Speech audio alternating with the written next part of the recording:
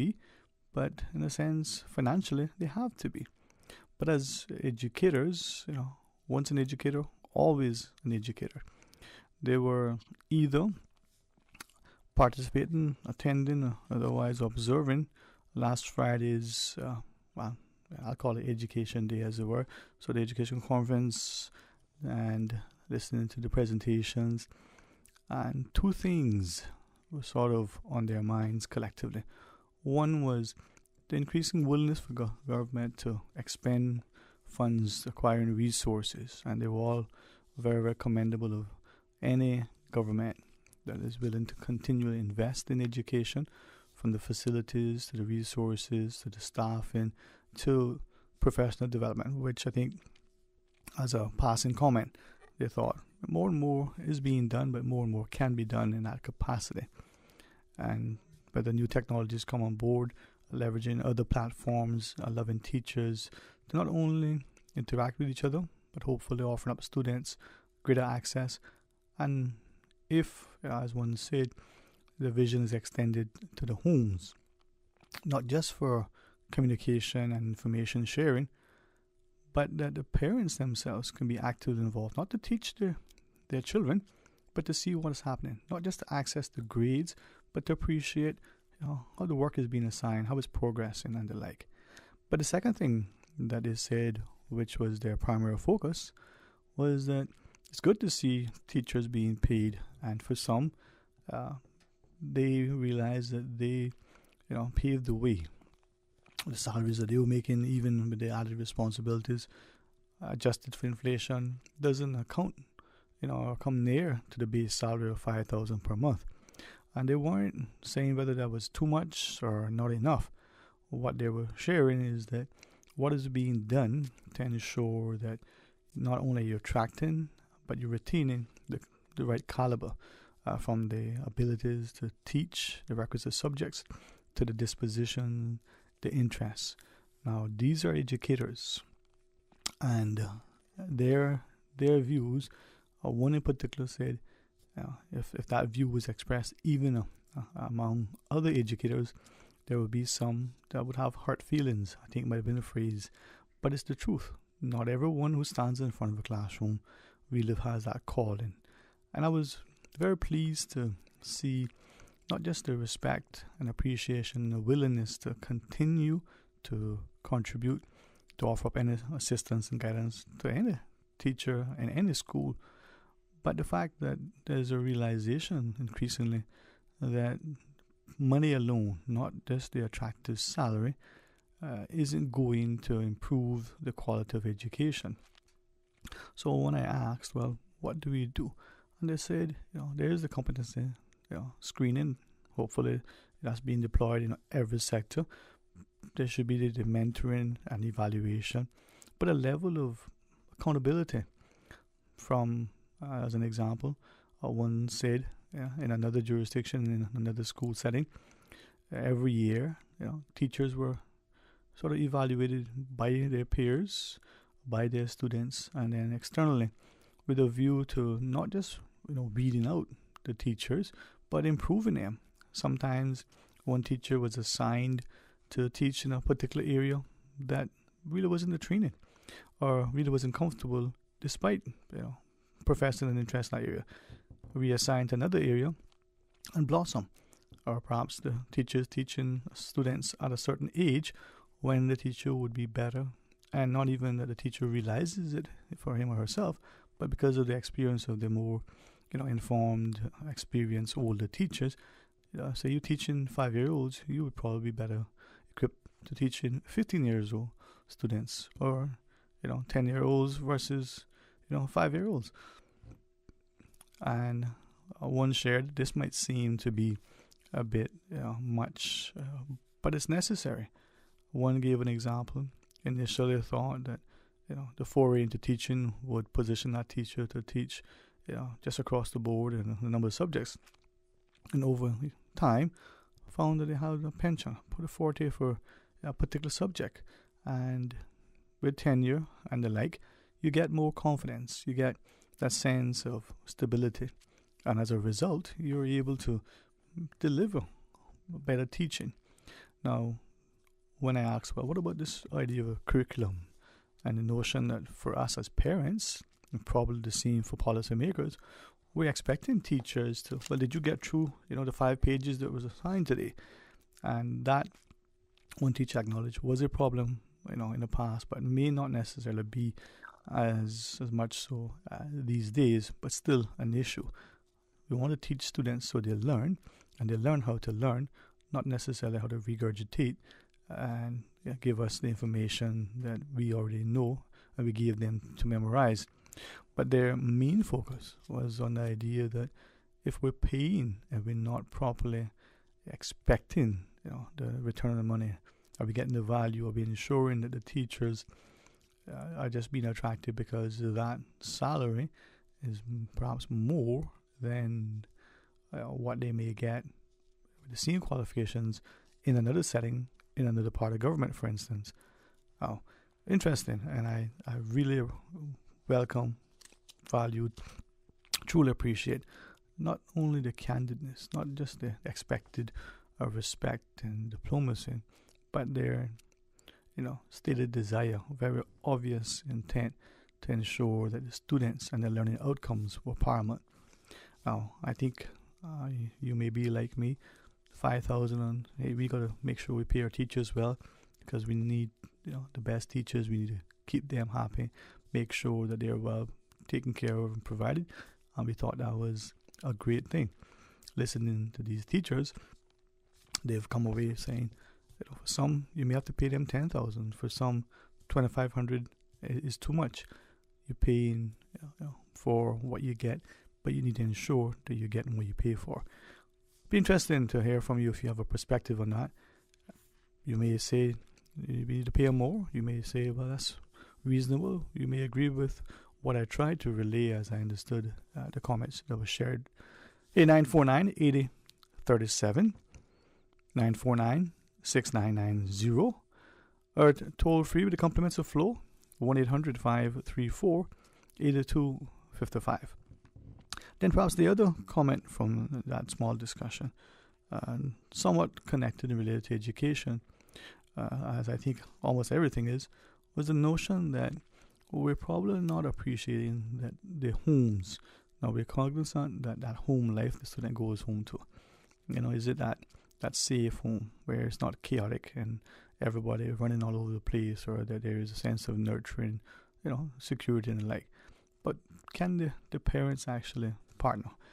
Let's come back to that, but first let's take this call. Hey, good afternoon, welcome, thanks for calling. Hey, doing good afternoon, how you doing? Very well, man, how are you today? Doing good, man, doing good. I just picked one bunch of apple bananas there, 49 pounds, so I'm happy this morning. 49 pounds for 100 bananas? Wow. Bunch of apple bananas. That not bad, that wasn't bad. No. But anyway, I got some meat. Well, take a picture and send it to us. I mean, if you could bring it down in person, that'd be better, but man, I can imagine. I got my son take a picture to see anything. No problem, man. I already took 2 photos with it already with myself, so I'll take another one same to you, man. No problem. Yeah, man. That's wow. See, that's what make you feel like you're worth your while, because my father always used to say, you never work and mean.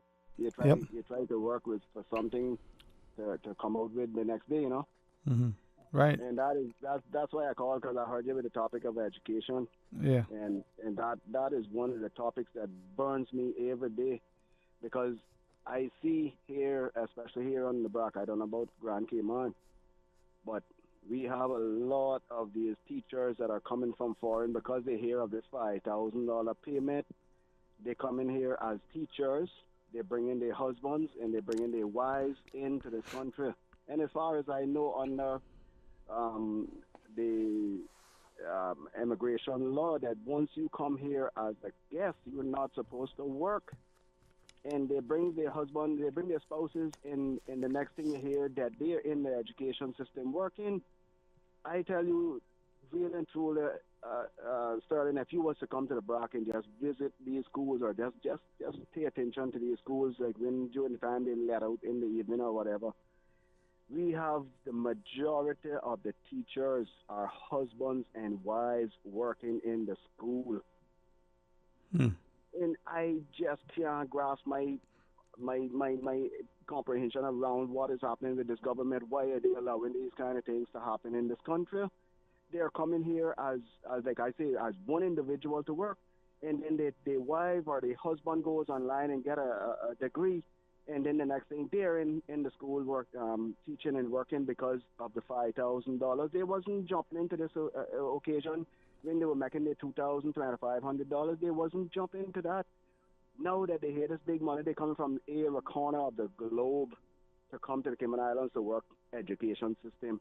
I can't believe that our government would stoop to that depth to brag and boast of how they put this $5,000 a month to pay teachers. I'm not saying that teachers don't deserve a salary and a good salary. I'm not saying that.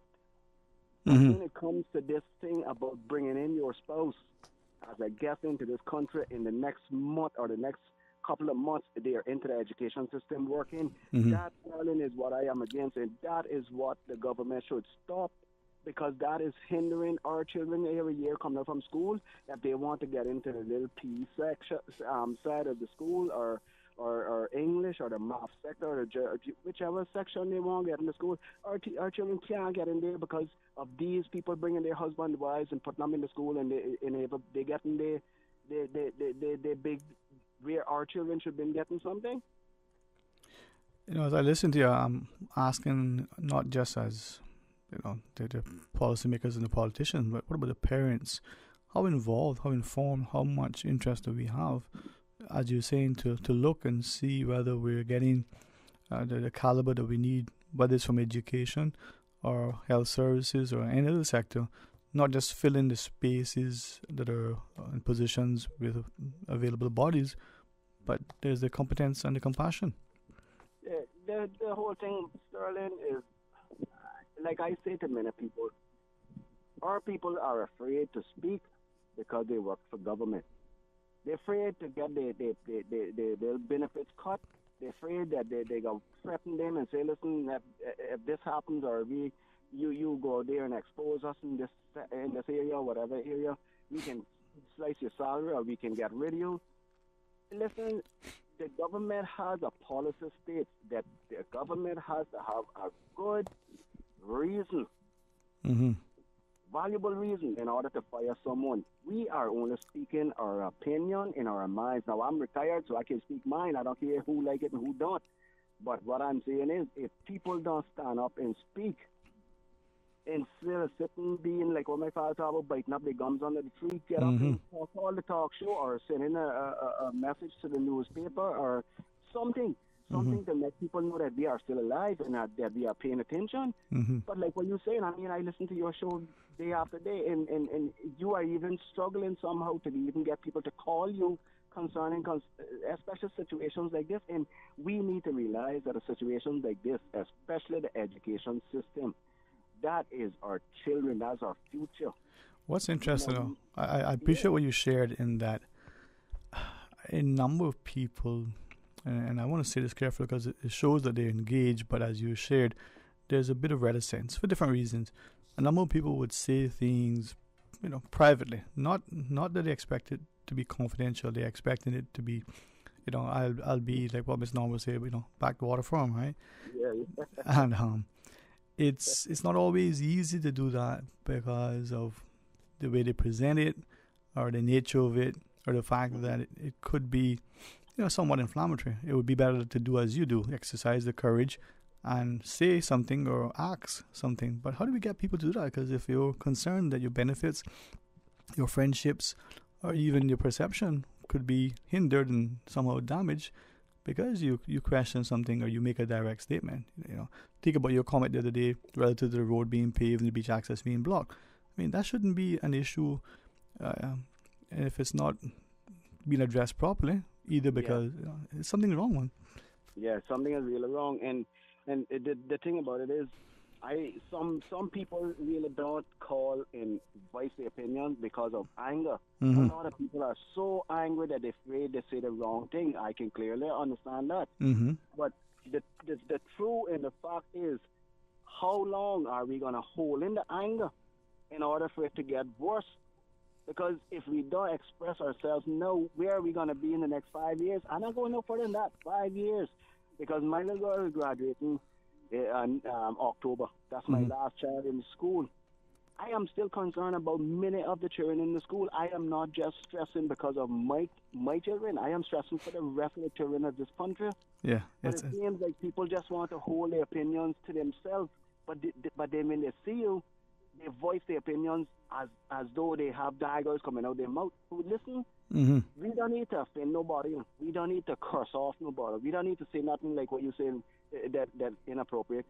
Once we speak and speak clearly, that people will understand that we have a serious situation in this country. That is when things of this country is going to try to get different. Until then, Sterling, there are not going to be no changes. You know, that's the thing, but we need to find a way to do just that. All right, man. We got a new break to take. Any quick thoughts you got to share? Or? No, that's it. I just say I would keep you company there for a couple of minutes. Thank you for that too, man. And congrats again. That's a nice crop. I wish I was there to share them with you. That's a beautiful bunch here. Yeah, man. Blessings to you. Yeah, my God. Take care. All right, let's pause and take that break. And when we come back, more talk today. For medical lab services in Cayman, go straight to MedLab. For a full range of medical services, pleasant, clean and comfortable environment, no long lines and affordable fees, visit MedLab at the Smith Road Plaza. Open Monday to Friday, 8:30 a.m. to 5 p.m. and half day on Saturdays. Call 949-7331 to make your appointment. For medical lab services in Cayman, MedLab. Ask our professional team about the benefits of cutting-edge technology with MedLab's new state-of-the-art digital mammogram machine. Busy, busy, busy. Feel like there's not just enough hours in the day. Savannah Pharmacy, service to make your life easier. Now you can WhatsApp your prescription order to 929-5045. And pickup is just around the corner with everything your family needs and convenient opening hours including Sundays and holidays. WhatsApp your prescription order to 929-5045. Savannah Pharmacy, wholesome values with modern conveniences. Back to school. Education is knowing the best back-to-school specials are at Reflections. Step into savings with up to 50% off selected footwear brands. Buy one pair and get the second pair of back-to-school shoes at 25% off. Save 50% off on all U.S. Polo handbags and backpacks. Ladies, don't miss the amazing daily deals in the clearance section on special selected women's fashions. Keep it classic with Levi jeans in a wide variety of styles and sizes from 28 to 48. And for the freshest gear, check out the new stock of Nike, Puma, Adidas, Johnny Cotton, and more. The best back-to-school savings are at Reflections. Find them on Shedden Road beside the Mango Tree. Open daily from 9 a.m. till after dark. We'll be the coolest kids in school. To celebrate Her Majesty the Queen's Platinum Jubilee, you are invited to plant a tree for the Jubilee. We need you, yes you, to leave your green mark on our Cayman Islands. Perhaps a mango tree, a little guinea, or mahogany. Register your tree and leave your green print at www.gov.ky/National Tree Planting or follow them on Facebook and Instagram. Plant a tree for the Jubilee. Proudly brought to you by the Cayman Islands Government, Ministry for Sustainability and Climate Resiliency. Let's green Cayman. Talk today. But I do have some questions. Talk today. Cayman Islands' foremost listeners' participation program. Talk today. Because there are more questions than answers. What the public is saying. Waging to take your calls right now. Sterling Dwayne Ebanks.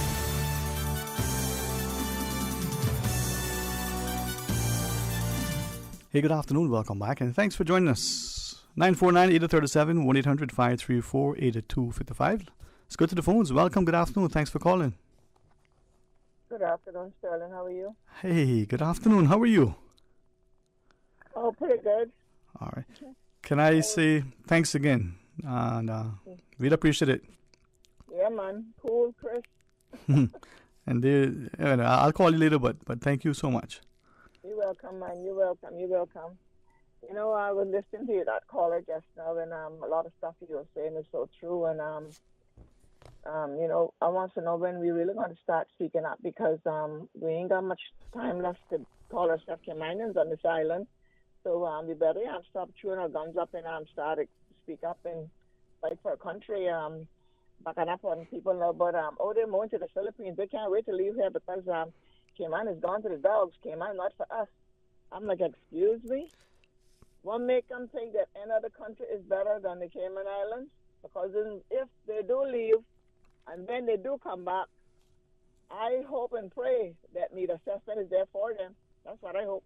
But anyhow, I didn't call you for that. But Sterling, yes. Sterling, the cemetery up there in the front, heard is that they was having some problems with taking some of that property and moving some of the bodies and so forth. Mm-hmm. Do you remember that conversation that was going on some months ago? I do, yes. I just wonder, for the last couple of months, I'm noticing cars are being parked in that cemetery, and there's it's being grown up, and there are these big old huge rocks there on that piece of property. I mean, the people that own that building there that just put down, they bought that cemetery or what? Huh. Interesting, huh? Because it doesn't look like a cemetery no more to a degree, and I don't know who the families are in there. If they're having a family still living, but whatever that building did next door to get their space and peace that they wanted, so forth. I wonder why they're parking cars there and why they got all these big old rocks park up in the into the cemetery parking lot. I mean the cemetery. Mm-hmm. But Sterling, it is sad. It is sad that we cannot run to another man's country, because all of those that run to the U.S. and Canada, they are floating back in slowly. And the first door they're knocking on, the majority of them is need assessment and so forth. But Sterling, I'm here at the gas station, waiting for the last 15 minutes to get my gas pump in my car. Mm-hmm. And they're pumping everybody except mine. So I need to get out and raise some sand. I will talk to you soon. All right? Okay. You take care. Bye-bye. Thanks. Bye, darling. Bye-bye. Bye-bye.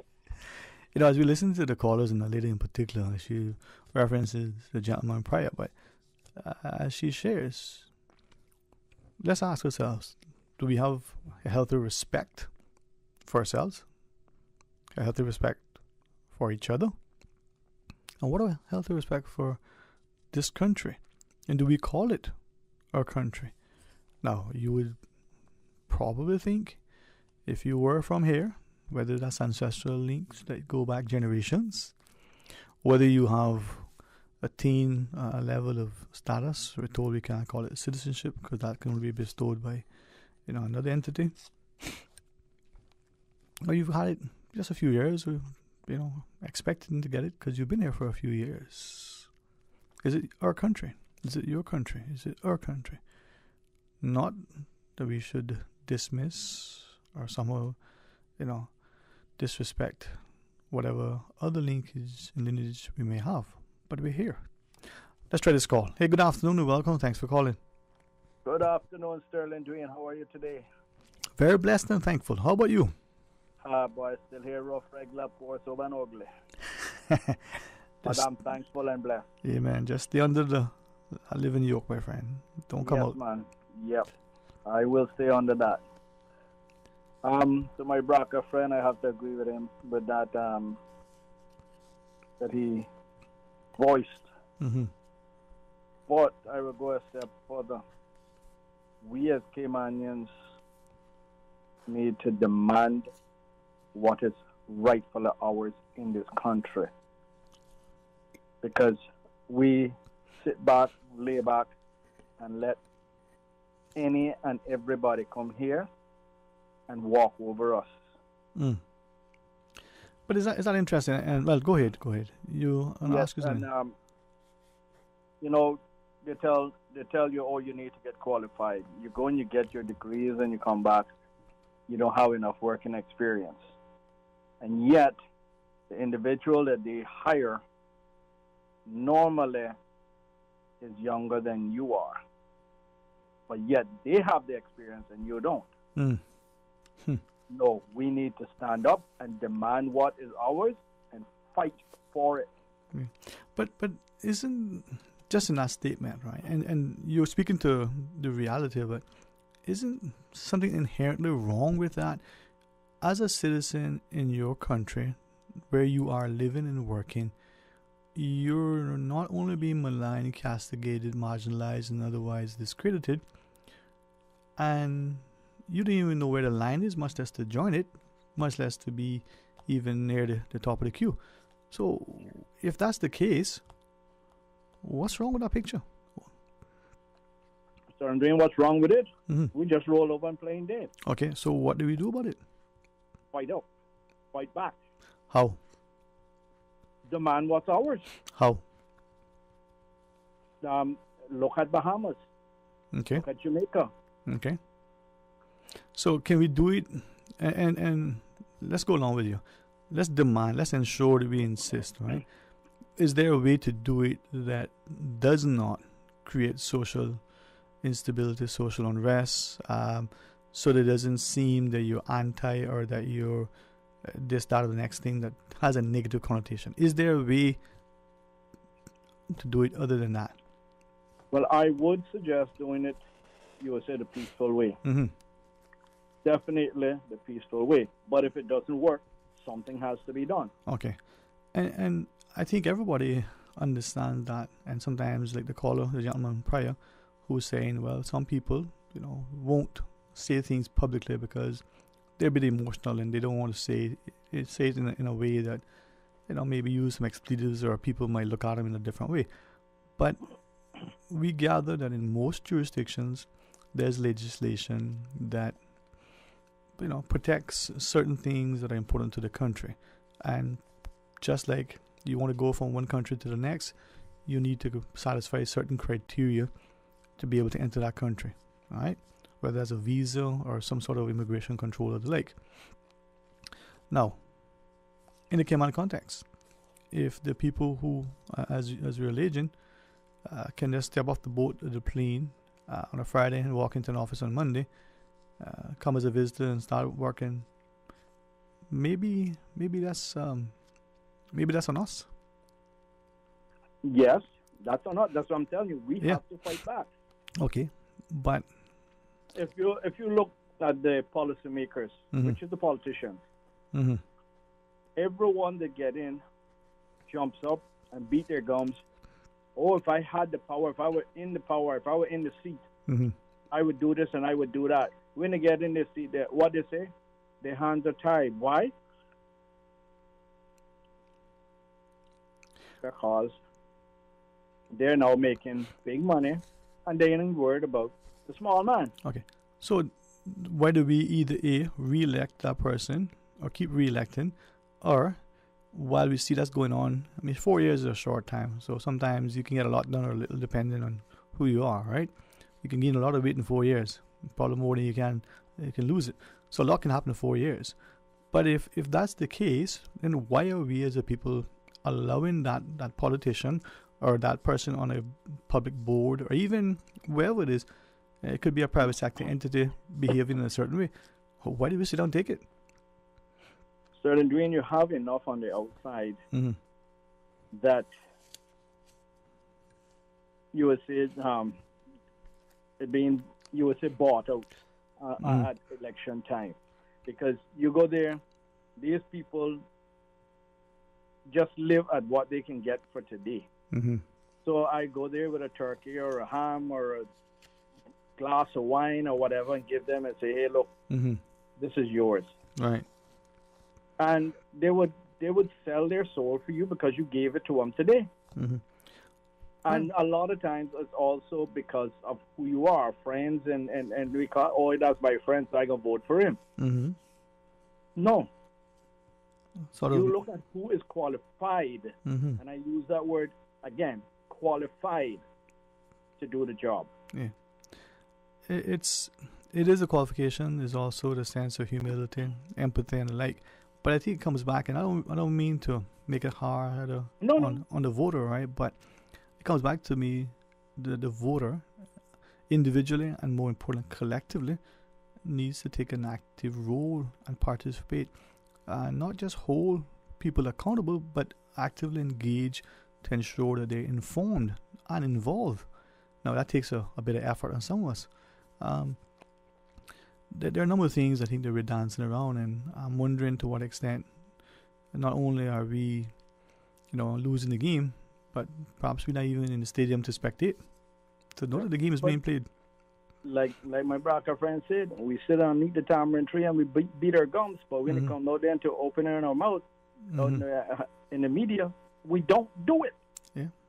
Well, we see, whether it's in South Africa or in Panama or other places, citizens assembling in a peaceful way and saying, there's a high cost of living.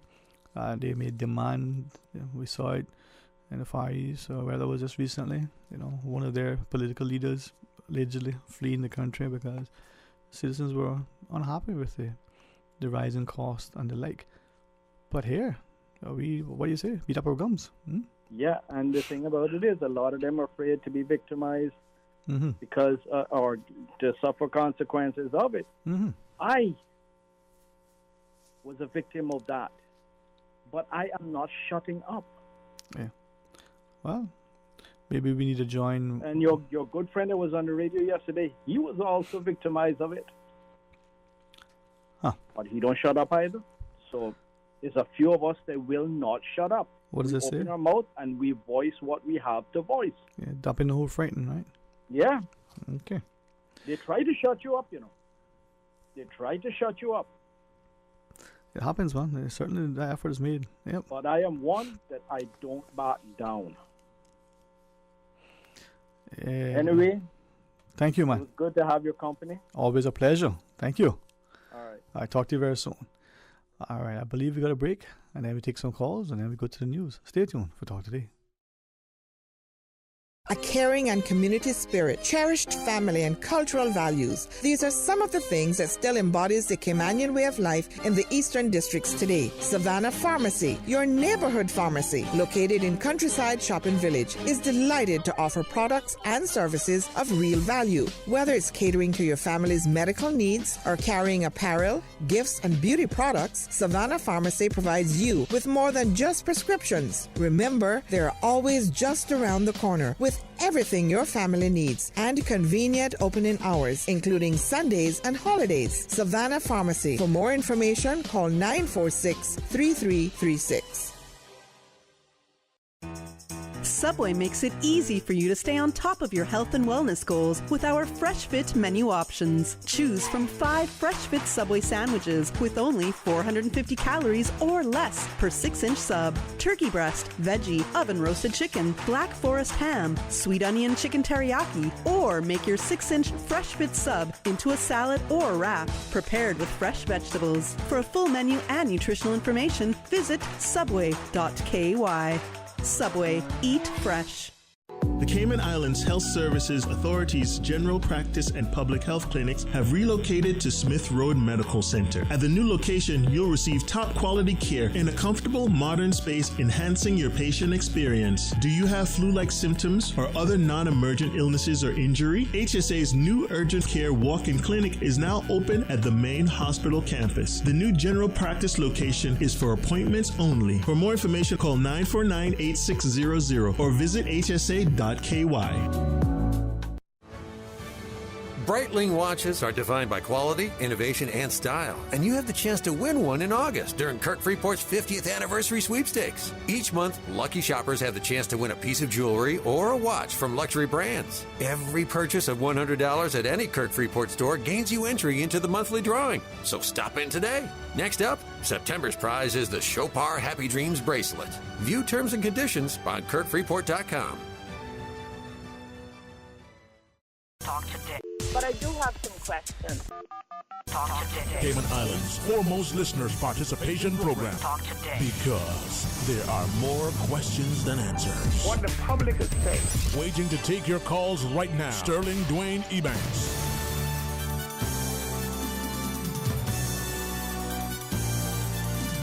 Hey, good afternoon and welcome back. It's 949-8037 or 949-6990. Of course, there's a toll-free call you can use. So go to the phones. Welcome. Good afternoon. Thanks for calling. Good afternoon, Dwayne. Hey, how are you today?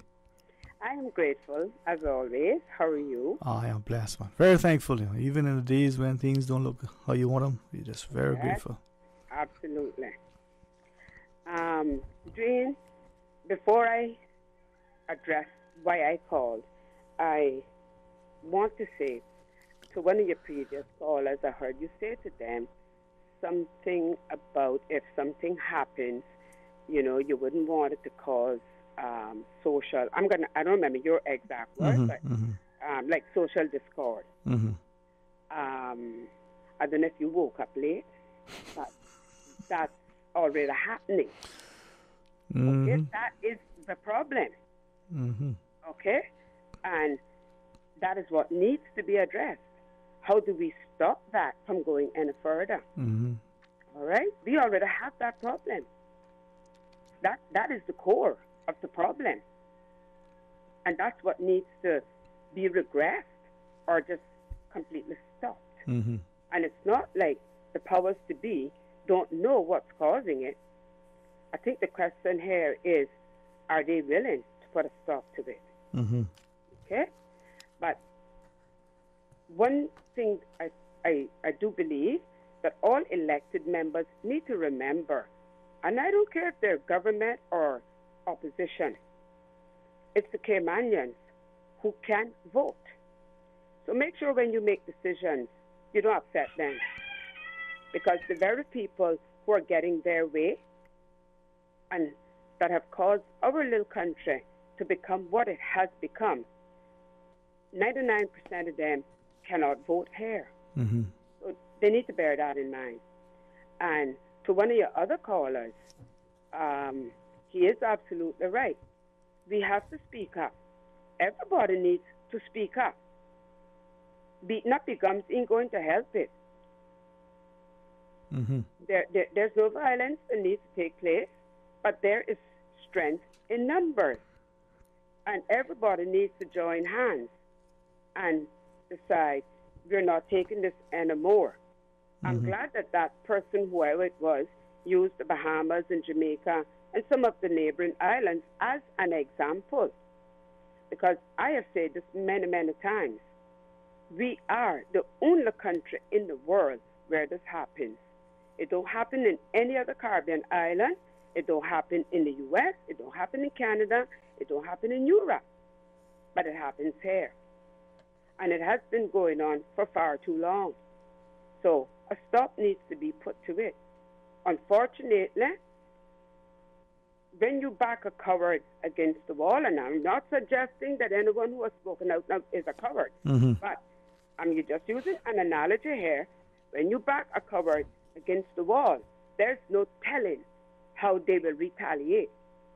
So it's better to sit down and have a talk with them while they're still mild-mannered, and you can do something about the situation. But don't back them against the wall. That's the last resort. But anyway, the reason I was calling, Dwayne, is to do with our light bills. Okay? And what I would like is for somebody to come and explain to us why all of a sudden, when the government said they're going to give a subsidy, why all of a sudden have the light bills increased? Why have the fuel costs tripled? Your energy usage doubled. I was scrutinizing my light bills for the last 3 months. And what I have realized is that we are paying for everything. We pay for fuel, we pay for the duty on the fuel, we pay for their license, then we have to pay for whatever energy, and it's another charge on there too. I can't remember what it is. A renewable charge or something?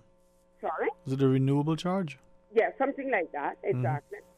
And so, in other words, we are paying for everything. So what then does CUC pay? And if we have to pay for the fuel, the duty on the fuel, their license, then at least we should get the energy for free. And why then,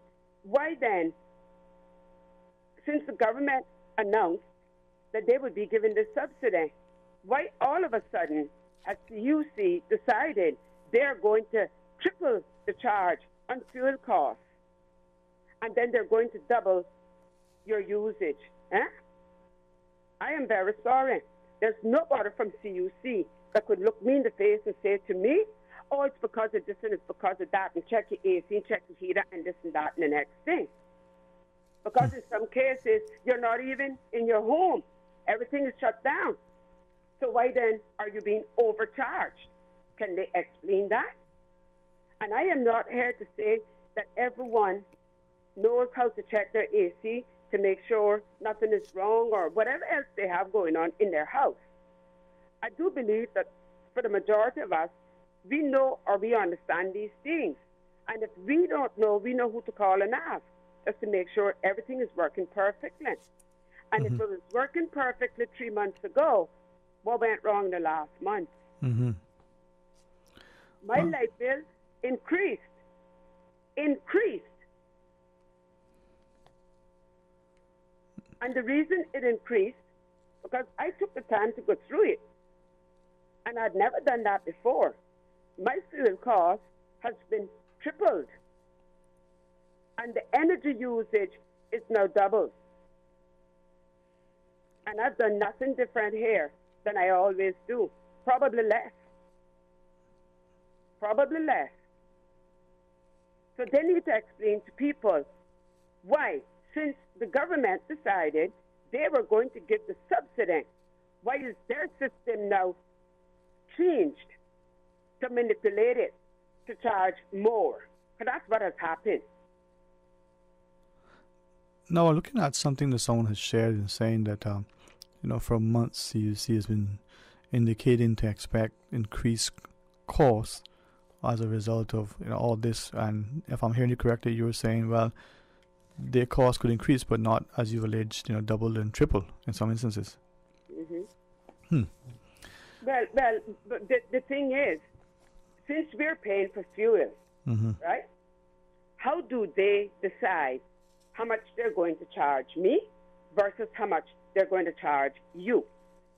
Since we are already paying for it, whatever the charge is for 1 month, then that should be the charge for every month. Otherwise, come out and explain to us how you decide what each customer will be charged. I think they probably use a formula prorating it based on kilowatt hours consumed, but that's a good question. Maybe it would just need more clarity so that we can be better identified. Yeah. And also, I would like to know, why are we paying for the student on the fuel? Why are we paying for their license? So what do they pay? Maybe these are things where, again, education on their part, perhaps the regulatory authority can help, to ensure that we as a public understand. I always like what you share, and I don't want to be disrespectful, but we're 4 minutes into the news hour. Can we pick it up? We can have open line at 1:30 onwards if you want to pick it up then. That'd be all right. That's fine. Okay. Yes, ma'am. Thank you so much, right? All right. All right. Bye-bye. All right. Good conversation. Let's continue the open line segment at 1:30. But after the news, I want you to join us. We have something to share with you about pensions. Good folks from RF Bank and Trust can join us for a bit. So stay tuned for Talk Today. Satisfaction is guaranteed 24 hours a day, whether it's music or information. From Grand Cayman to Cayman Brac to Little Cayman, we've got you covered. You ever hear a thing like that? Radio Cayman in the Cayman Islands. Today's biggest news. Radio Cayman. Your voice, your choice. Local, regional, international. This is Headlines from Radio Cayman's newsroom. Today's biggest news. With your latest headlines, I'm Felicia Rankin-Zollins. The Cayman Islands Anti-Corruption Commission arrested two 44-year-old men on Tuesday, August 23rd, on suspicion of 4 offenses. Both men were released on bail pending further inquiries. In international news, a police chief accused of botching the response to the fatal shooting of 19 school children and 2 teachers in Uvalde, Texas, has been fired. The local school board voted unanimously to fire Pete Arendolo, who had been on leave since June. His lawyers said in a written statement that he had been unaware anyone was inside the classrooms with the shooter. The firing came 3 months to the day since the attack and 2 weeks before the new school term begins. The attack at Robb Elementary School on May 24th was the deadliest U.S. shooting in nearly a decade. South Korea has again recorded the world's lowest fertility rate, with the number sinking to a new low. The rate in the country first dropped lower than 1 child per woman in 2018, but on Wednesday, figures released by the government showed the figure had dropped to 0.81, down 3 points from the previous year and a 6th consecutive decline. In comparison, the average rate across the world's most advanced economies is 1.6 children. Countries need at least 2 children per couple, a 2.1 rate, to keep their population at the same size without migration. These are your headlines. I'm Felicia Rankins-Ollins. For the latest in news and information, follow Radio Cayman on social media, Facebook, Instagram, Twitter. Download the Radio Cayman app or log on to our website, radiocayman.gov.ky. For medical lab services in Cayman, go straight to MedLab. For a full range of medical services, pleasant, clean and comfortable environment, no long lines and affordable fees, visit MedLab at the Smith Road Plaza. Open Monday to Friday, 8:30 a.m. to 5 p.m. and half day on Saturdays. Call 949-7331 to make your appointment. For medical lab services in Cayman, MedLab. Ask our professional team about the benefits of cutting-edge technology with MedLab's new state-of-the-art digital mammogram machine. Quick, quick! Parker's Raceway wants to find the quickest female racer. Quickest Suzuki Swift, quickest hybrid, quickest Mercedes. You get the point. We're looking for the quickest racers to show up at the track and show us what you've got. Check out our social media page for the complete list of prizes for test and tune and race day. Shout out to our sponsors: Monster, Valvoline, AI Rentals, Event Pro, VP Racing Fuels, Parker's, NGK Spark Plugs, and Reliable Industries. Register and get your tickets for August 27th and 28th in store at Ace, Parker's, or online at parkersraceway.com. Your Radio Cayman 6 p.m. news, Monday through Friday, is brought to you by Logic. Your life connected. Talk today. But I do have some questions. Talk today. Cayman Islands' foremost listeners' participation program. Talk today. Because there are more questions than answers. What the public is saying. Waiting to take your calls right now. Sterling Dwayne Ebanks.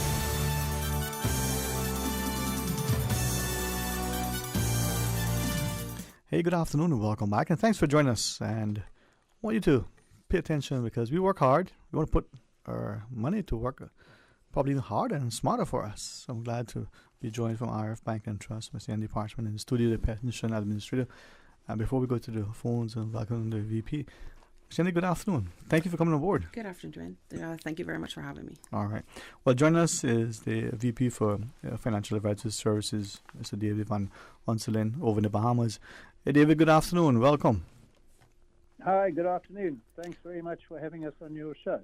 Well, it's a pleasure. And I think, especially in times like these when we can put our funds to work for us, it may be an opportune time for us to listen and see how we can make it work.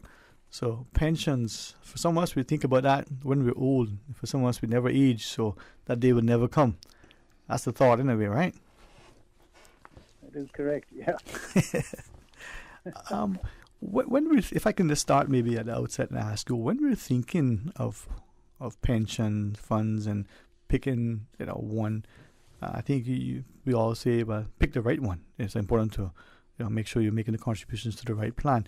David, it's okay to ask you, how do we know that we've done that? How do we know we've contributing to the right plan for us? Yeah, I mean, I think first and foremost is sort of retirement planning is very much a sort of personal plan, which is why I would always sort of recommend to people to go and sort of sit down with your financial advisor or your RF advisor and go through a plan of what you're trying to achieve in retirement, because everyone has their own sort of personal goals that they're trying to get to. So I think when looking at a plan, you would need to sort of have a look at the underlying assets that the fund is invested in. You need to try and target what sort of return you can get for the amount of risk that you're prepared to take. And I think at RF Bank and Trust, we're trying to now offer more and more options to people so that you can tailor your pension plan to something that suits your risk appetite and I think more importantly, what your needs are. Mm-hmm. So, as things evolve, the landscape changes. So I think it's important to chat to your personalize your pension as best you can. Right, and I appreciate you sharing that too, because but let me go back. You talked about the goals, and it'd probably be advisable. We probably heard it from our parents, and if we were paying attention, we probably heard it earlier. Start as you start working. Don't wait until you're 50 to think about your retirement at 70. Start when you're 15 if you're a part-time job, or 25 at the latest. But what are some of the initial sort of basic goals the person who's thinking about retiring should be considering as part of their goals? Yeah, I mean, I think you're spot on there. The earlier you can start contributing to the retirement fund, the better. I mean, I think a lot of people sort of wake up in their 40s thinking, okay, well, now's the time to start saving. But the reality is, I think from the first time that you get employment, you need to, even if it's a small or minimal contribution, the point is to try and start as the first point, and then the second point, to try and understand that this is a long-term sort of investment that you're putting, and that you could try and get some sort of equity exposure in those early days that will hopefully grow over a period of time. Mm-hmm. I think the other thing that's happened is, with the improvement in medical technology, people are living longer. Mm-hmm. Where you used to try and plan to where you think you're going to be, that could be an extra 5 or 10 years out now. So, there really is a certain amount of planning that needs to go into it. But I think the moral of the story is definitely the younger you start, the better. Mm-hmm.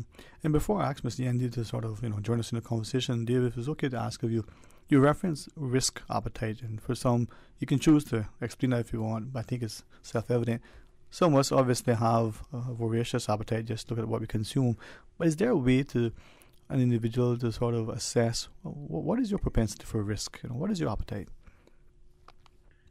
Yeah, I mean that's where I think we're all different. Mm-hmm.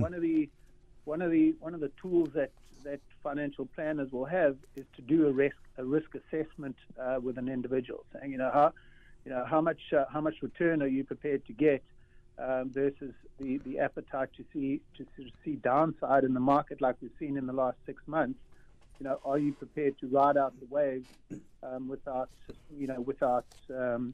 panicking and wanting to either stop your contributions or take it out? Mm-hmm. So it's really, I would think, a case of understanding what risk is, as opposed to saying, let me just try and navigate or time the market, so to speak.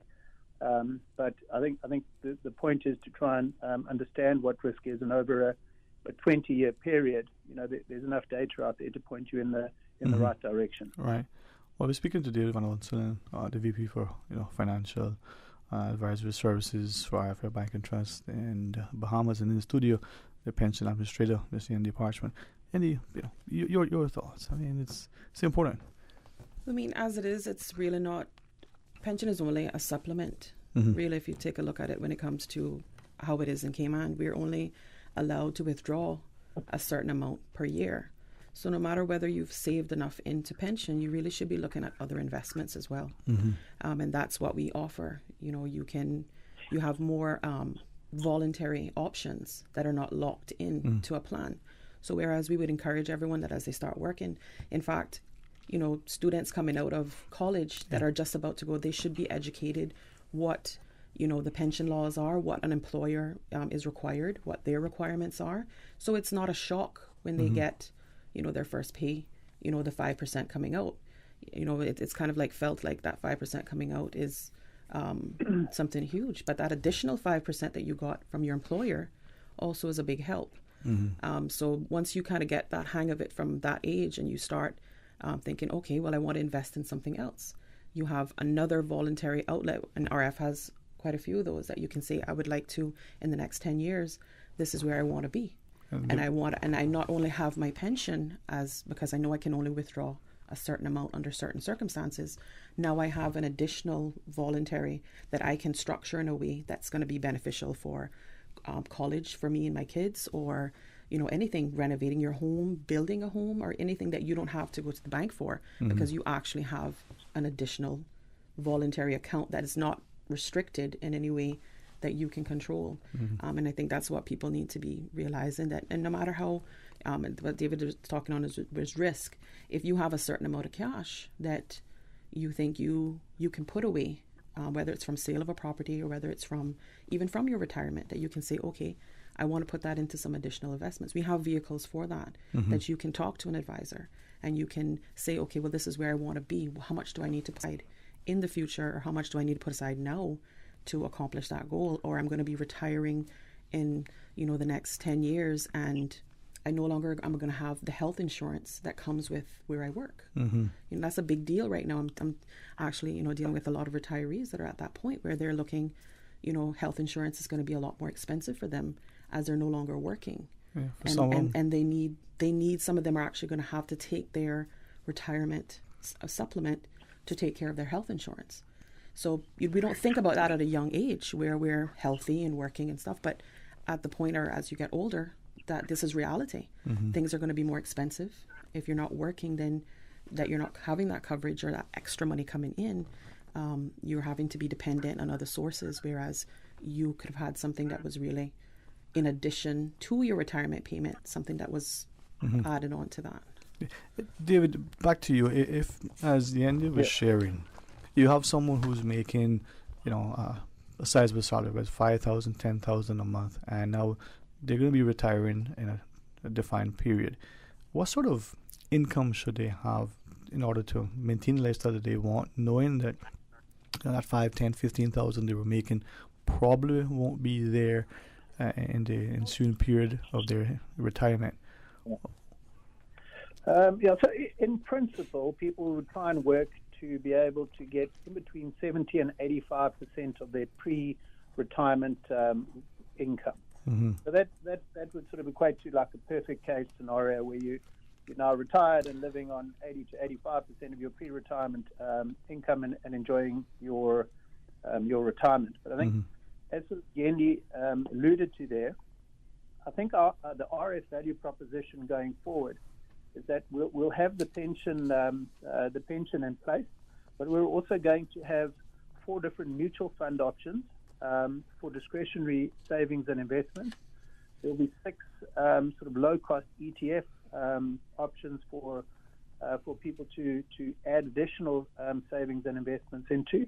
And we're also going to try and grow out our RF advisory force so that all the products are underpinned by good quality advice going into these funds. So, I think we all understand that it's difficult to be able to get to that point of having 80% of pre-retirement income. But I think we want to be able to put more options on the table for everyone to say, well, that's my pension money. This is discretionary investments. These are different options for me in order to try and achieve the goals that you want to set out for yourself. So that in a sense you're not, eating away at a principal, but try to let that principal grow so that your returns can help you to have that liquidity that you need. Correct. Yeah, exactly. I mean, I think, one thing that you can't do is expect to be able to put money monthly into like a low interest bearing fixed deposit or savings account and assume that you're going to get to your goals.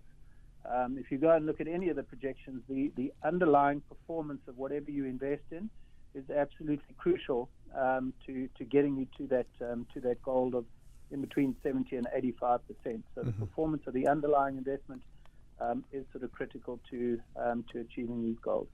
So let me then ask, that 25 or 30-year-old who's coming into the workplace, let's say young professional, have done all the exams, ready to start working, and is going to save that money, they can ride the wave for the next 30 years as the markets ebb and flow. But what about that individual now that is a year out from retirement, has a pension fund, has maybe a small portfolio? What can we do for them? Yeah, a very good question.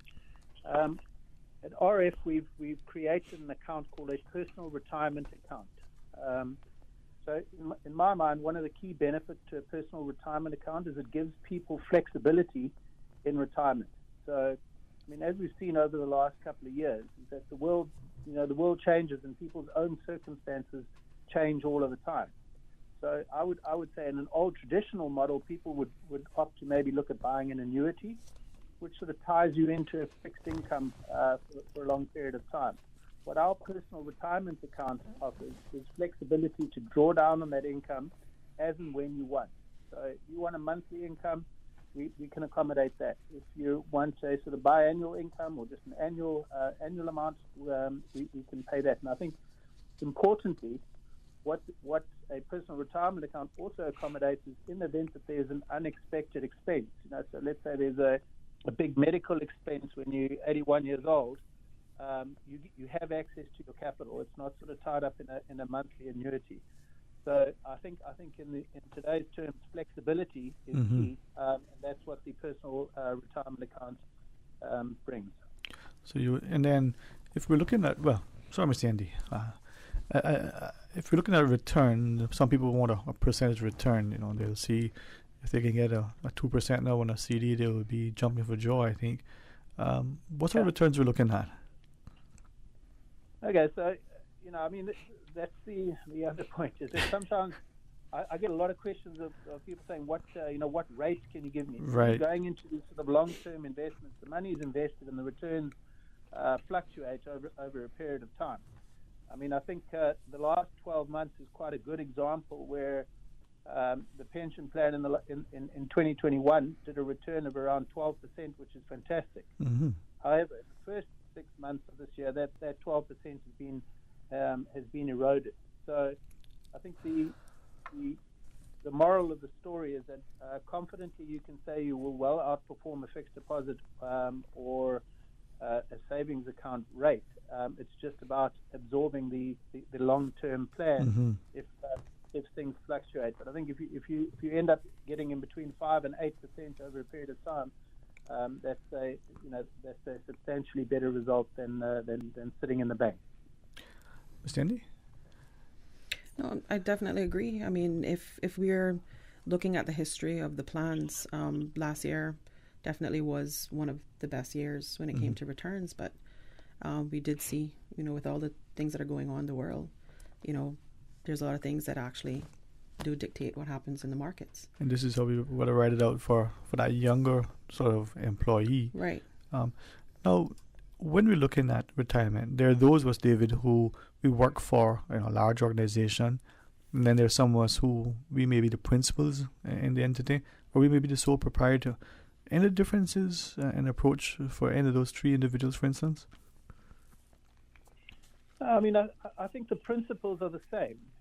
So I mean, I would encourage people to look at their options. I mean, as I say, I think our value add for employers is that in addition to a solid pension plan that will soon have a lot more options, we're able to do the voluntary investments or the provident fund investments in addition to the compulsory investments being the pension plan. So, it's all about more choice and being able to be involved in what you're invested in. So I think our value add is that we do the pension plan plus the mutual funds plus some ETF funds, which are sort of low cost options.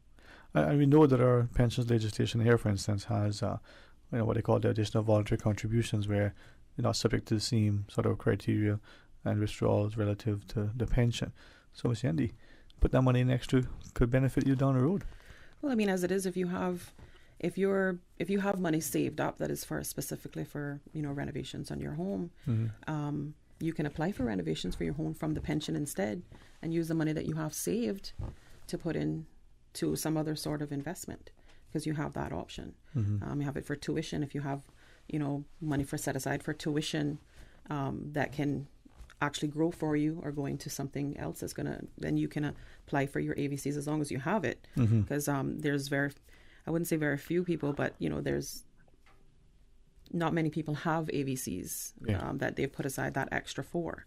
So that is something to definitely put in if you want to fall within the 4 categories, covering your copay for health insurance, covering loss of employment, that sort of thing.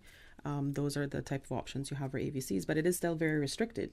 Right. Whereas the voluntary accounts that we're discussing, they're completely, however you want to use it. Even if it's considered called an education plan for your child, it is still not just for education purposes. You could use it for something else that, that is definitely needed. All right. So let me ask then two things. One is about money, but first, if you have sufficient sort of input into the fund, to what extent are we asking the individual to advise, so to speak, on which investment options are you going to take care of that for us? Hey, here's my money, make it work for me.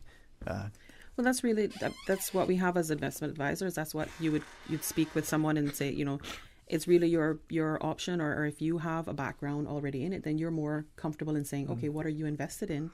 I would like to invest in this. So you can guide it. If you choose, you can say, I would like to do this, I'd like to do this. Or you can say to the investment advisor, like you just said, I have X amount of money that I can play with or I can invest with right now.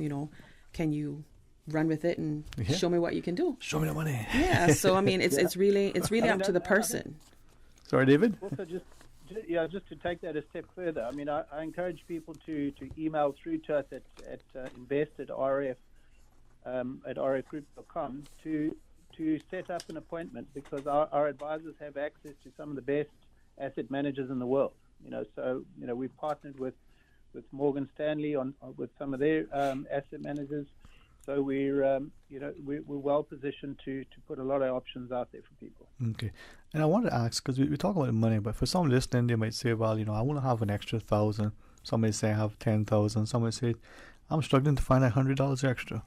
Does it matter if they got $100 or $1,000 or $10,000 extra a month that they can put in, or a year? David? Sorry, was that... yeah, if I may ask of you, yeah. So that person is listening now and saying, you know what, I want to make sure that there's a little bit more liquidity and flexibility, so when I retire, I have a better chance of some semblance of a lifestyle that I had, while employed. I mean, I think you're 100% correct. Whether it's $100 or an extra $1,000, I think the important thing is that you set that up in order to start building up that retirement savings. I mean, to start off in one of our mutual funds, we do need a minimum initial contribution of $5,000, and then you'd be good to go from there. Mm-hmm. And I think this is where we'll look at it, and then the sooner we get in, the more that we can contribute, the less that we can draw on it now. The closer we get to retirement, the more secure and confident we might be. That's the plan, huh? Correct. Huh. Absolutely. In closing, if I know we've alluded to it, but let me ask through you, David.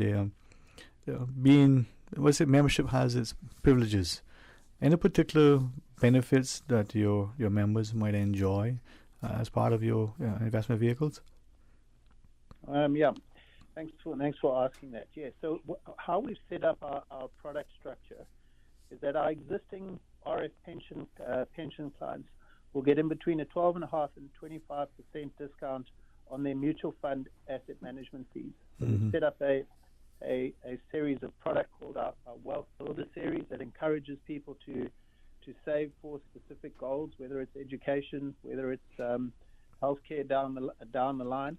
But our existing RF pension clients will get in between a 12.5% and 25% fee discount when saving into the mutual funds. Mm-hmm. Which is significant. I mean, they couple that. Ms. Andy, before we ask David for any other thoughts, what do you want to share with us? Well, I mean, I just think it needs to be something that's in the forefront. We see how things have significantly changed since COVID, and we need to actually be putting aside more savings.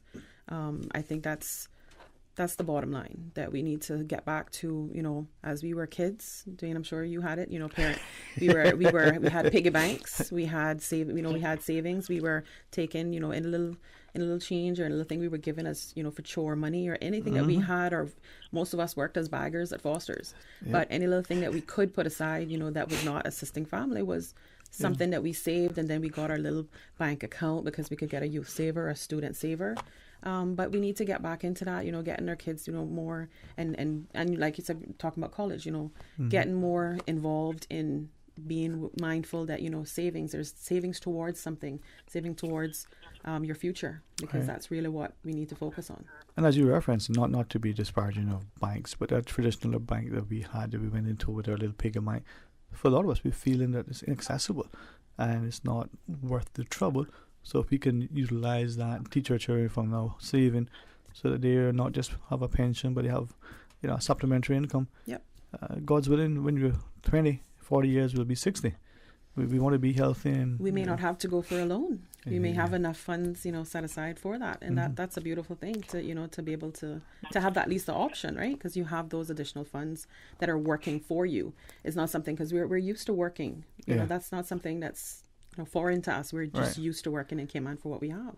But let those years, in fact, be golden because we have the liquidity. Correct. David, any closing thoughts from you? Yeah, I think in closing, I think we can all agree that it's very much uncertain times, for a lot of people out there. And I think as far as investments go, I would recommend handing your asset management and your investment over to the professionals. So for a very small fee, you've got professionals looking at trying to generate the best possible returns out there, and let people focus on their core business, whether they are doctors, lawyers, construction, whatever industry that they're in. I think it's worth every cent to hand over the investment management to professionals. Mm-hmm. You wouldn't, go in to the physician and, be the physician and the patient at the same time. So why not look at it with your financial? There you go. Absolutely. Focus on your core business, and let the asset growth be handed over to the asset managers. Well, thank you very much for that. And in closing now, people want to get in contact. Maybe they want to schedule a session to talk about it. Yeah, so we do have the, as David mentioned, on the invest at rfgroup.com. They can give us a call at the main line as well, 746-6010. It should ring over. If it doesn't, they can call at 746-6013 or 14. That's the last changes. They can get onto rfgroup.com and check also, what we have in Cayman, because, different jurisdictions. So they can just reach out to us. I mean, we've always been accessible. That's, so it's great when, people come in and they have questions to ask. We're there to help. Well, I appreciate it. Maybe we'll have a discussion again. Hopefully people hearing will appreciate that they need to start thinking about retirement. And if they're near retirement, well, what they can do with the funds that they have, because some of us get a lump sum, and instead of just putting it in the bank. David, maybe we can talk to you about it, no? Absolutely. Right. Yeah. Email through to us. We're more than happy to help wherever we can. All right. Well, thanks very much, and I trust that you have a wonderful weekend, and this rest of the day will just be a start to what the weekend will bring. All right. Well, thank you very much for having us. All right. So, Andy Parchman, the pensioner spirit of RF Bank and Trust, and then online in the Bahamas, the VP for the Financial Advisory Services, David Van Onselen. Hey, make your money work for you. You work hard for it. Let it work hard for you too. We'll pause and take a break. When we come back, more talk today. Subway's giving you flavor around the clock with the new Chicken Squad sandwich options. Try the classic chicken and bacon ranch, the sweet and savory barbecue chicken, or the chicken cordon bleu. 3 new appetizing and delicious sub options that you can also make into a wrap. The Chicken Squad is available at Subway for only a limited time. Subway, giving you something to cluck about.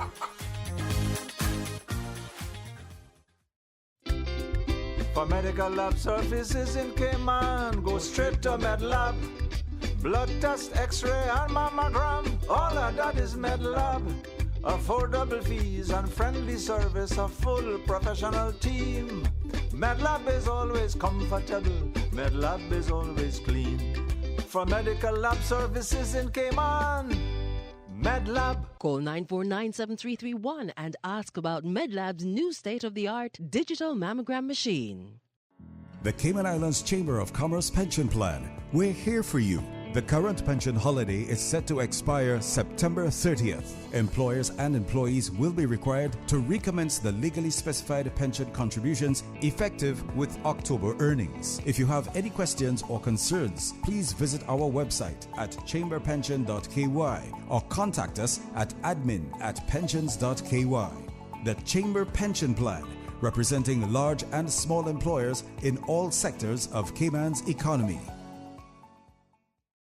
Did you know that ValueMed Pharmacy has a free online prescription service? Managing your health and medical requirements has never been easier with ValueMed. Simply visit value-medpharmacy.com. That's VALU-medpharmacy.com and click the Refill Prescriptions tab on our website. Fill in the information for new prescriptions or refills and choose your preferred pickup location. ValueMed on Walker's Road or Town. Then bring in your original prescription from your doctor when picking up.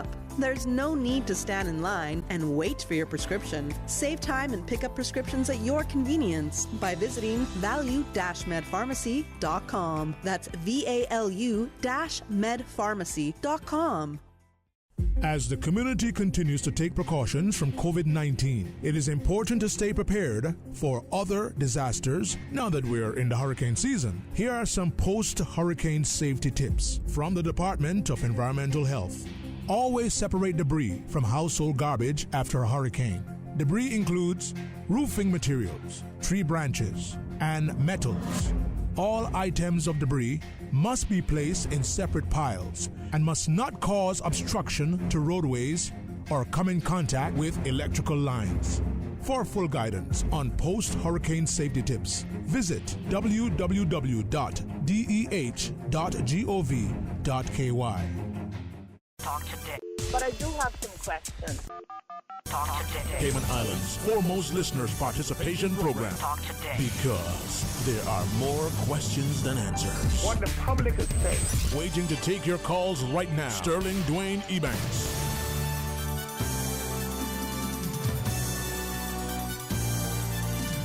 Hey, good afternoon. Welcome back. It is open line for an hour or so. Let's see what we can do to stay within, a lot of the time. But it depends on you. Let's hear from you. I'm very grateful, not just to have a chance to talk to David, but Yandy Parchman in particular. She's on the ground right here in Cayman. She is a phenomenal lady. And as we alluded to, financial literacy is crucial, absolutely fundamental. Many of us don't seem to be comfortable with numbers for whatever reason.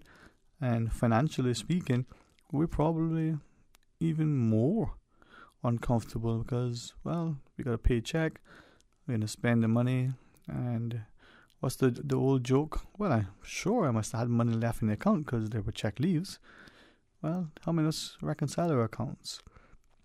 How many of us have budgets? Now, I'm not saying to you that even those of us that do, that we actually stick to them. And it's not just that we budgeted and sort of had a specific savings in mind for something that we wanted to achieve, that we got there, or that we didn't deviate at some point. But are we disciplined enough to look at what we're doing? Well, maybe there's other discussions, but certainly highlights the growing need. Well, what's on your mind? 949-8037, 949-6990, or 1-800-534-8255. You can WhatsApp 925-3261 as well. Open line as we share with you the opportunity to have your thoughts and your voice, resonate with the rest of us. 949-8037 or 1-800-534-8255 or 949-6990. Now, the earlier callers, as we continue with the open line segment now, we're sharing. There are things that are changing, as we heard from Ms. Andy. We recognize that globally there's a different financial as well as geopolitical landscape unfolding. We're seeing, costs increase, whether it's, building supplies or the materials, whether it's food stuff or the like. There are knock-on consequences of the increase in fuel prices, not just on our foods and our rents and our transportation and all those things, but there are many things that are happening. So we try to figure out what we can do. Now with that, during the news break, we got a message. Someone sent it. I had a chance to quickly look at it. And as I look at it now and seeing what is shared, we go back to the caller. This message related to the gentleman who called and said, we need to demand. And this message asks, well, is that part of why we put in this regimen. I'll insert the word military in place, so that when the messenger shares, when the natives become restless, we'll have a authoritative approach and an arm to suppress them. Now, the wonderful lady that called just before the news, she reminded us of examples across other areas that we need to be more assertive and ensure that we are participating and benefiting from the things that unfold, hopefully to our benefit, not just our betterment and benefit. But are we? Now, good friend last evening shared that when we look at our natural resources, are we mindful that they're being exploited? Are we even conscious that as there are some endeavors perhaps that will preclude the resident population from enjoying what traditionally they could from the places that they could access via established paths, are now being either removed, blocked, or somehow significantly restricted. And do we just move on, or do we stand our ground? I read yesterday a message from one of our listeners who indicated that what was being shared, not only was spot on, but perhaps a practice that we had long ago to ensure that we maintained that access.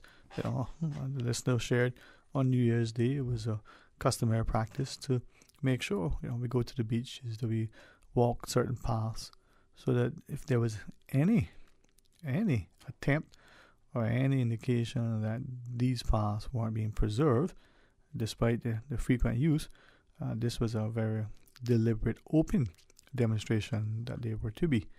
Now, I say that to share that following the show yesterday, two individuals on two separate and unrelated topics, but both at some point before our discussion ended, reference just within the Georgetown area a number of footpaths that seemingly were there forever, and then all of a sudden one day they weren't. They were fenced in some ways, others buildings or other structures were erected, and people being somewhat polite and amenable and cordial and civil and compliant just said, well, we won't bother go that way. Now, one of the two individuals said that made it difficult to get from one part of what is now central Georgetown to another part. You can do so in the past by foot, or even wheeling your bicycle much easier than you can now by car.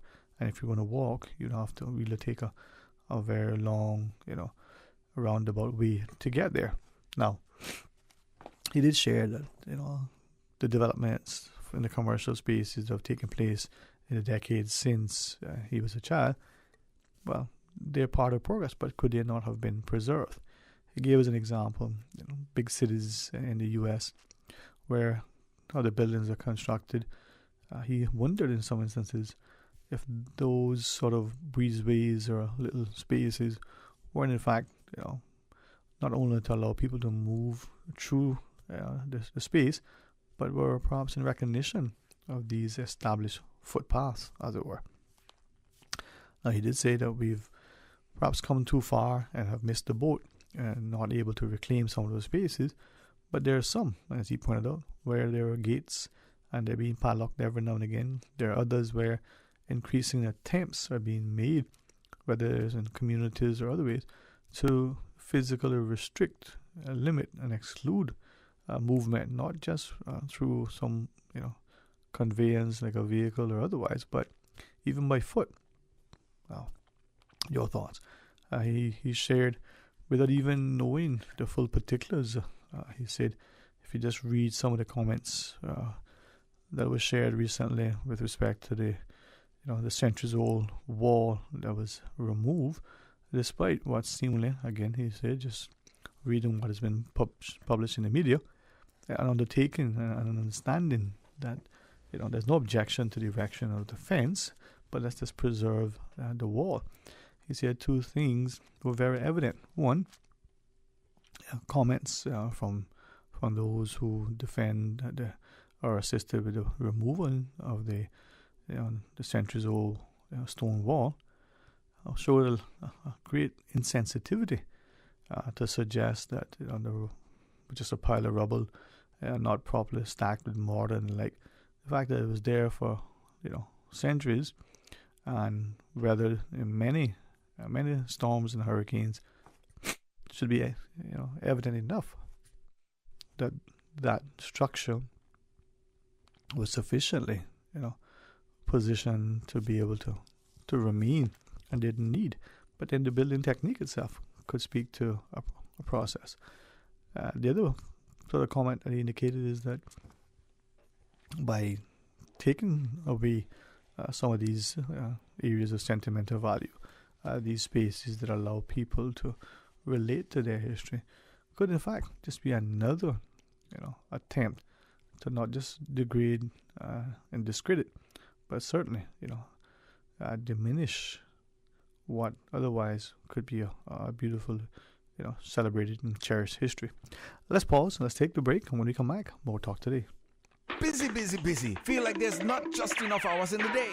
Savannah Pharmacy, service to make your life easier. Now you can WhatsApp your prescription order to 929-5045. And pickup is just around the corner with everything your family needs and convenient opening hours including Sundays and holidays. WhatsApp your prescription order to 929-5045. Savannah Pharmacy, wholesome values with modern conveniences. Do you want to make an impact on the next generation of leaders? The Chamber is inviting business professionals from all industries to sign up for the Mentoring Cayman program. This 6-month program facilitates career development in high-achieving students. Mentoring Cayman creates meaningful professional relationships while building a diverse and stronger workforce. Sign up today to make a difference in the leaders of tomorrow. Registrations for Mentoring Cayman closes September 9th. Visit caymanchamber.ky for more information. The offices of dermatologist Dr. Wayne Porter will be taking appointments from September 1st till September 8th at his Crew Road Clinic. Appointment slots are limited. Whether you're seeking advanced skin care, Botox, filler, cosmetic skin enhancements, or simply looking to reduce wrinkles, Dr. Porter offers a full-service dermatology and dermatological surgery practice. For more information, email dr.portercayman@gmail.com or call 946-9020 to book your appointments today. That is 946-9020. How confident are you that your golden years will be, well, golden? Introducing the RF Pension Plan, offering innovative solutions to help you retire your way. Formerly the Fidelity Pension Plan, the RF Pension Plan now delivers strong investment returns, superior management, and additional products designed to help you meet and exceed your financial goals. Contact RF today to find out how you can unlock a 25% discount. Make your golden years golden with the RF Pension Plan. Learn more at rfgroup.com. Celebrate home with Tomlinson Furniture 47th Anniversary Sale. Save 25% store-wide now through September 3rd on nearly everything. Living room to bedroom furniture, dining tables and sets, home office, desks and chairs, decor, mattresses and more. Register to win a $500 gift card with each purchase. Also receive a free gift with every purchase of over $100. Shop and save store-wide during Tomlinson Furniture's 47th Anniversary Sale. Come by and visit our showroom on the 1st and 2nd floor of the Tomlinson Building, corner of Hospital and Walkers Road. For the record. For information that matters to you, the people. Hear from the government, the opposition, independents, and other experts on issues and solutions that affect you. For the record. Every Monday, Wednesday, and Friday, tune into 89.9 and 93.9 FM for Cayman's Straight Talk Morning Show. For the record. I invite you to join me for the record. You are invited to be a part of this interesting and informative show. Embrace the opportunity to dialogue with your legislators, policymakers, and those charged with policy implementation. For the record. Brought to you by Coca-Cola. Available across the Cayman Islands from Tortuga Distributors. Accept no substitutes. Taste the feeling with Coca-Cola. Talk today. But I do have some questions. Talk today. Cayman Islands' foremost listeners' participation program. Talk today. Because there are more questions than answers. What the public is saying. Waiting to take your calls right now. Sterling Dwayne Ebanks.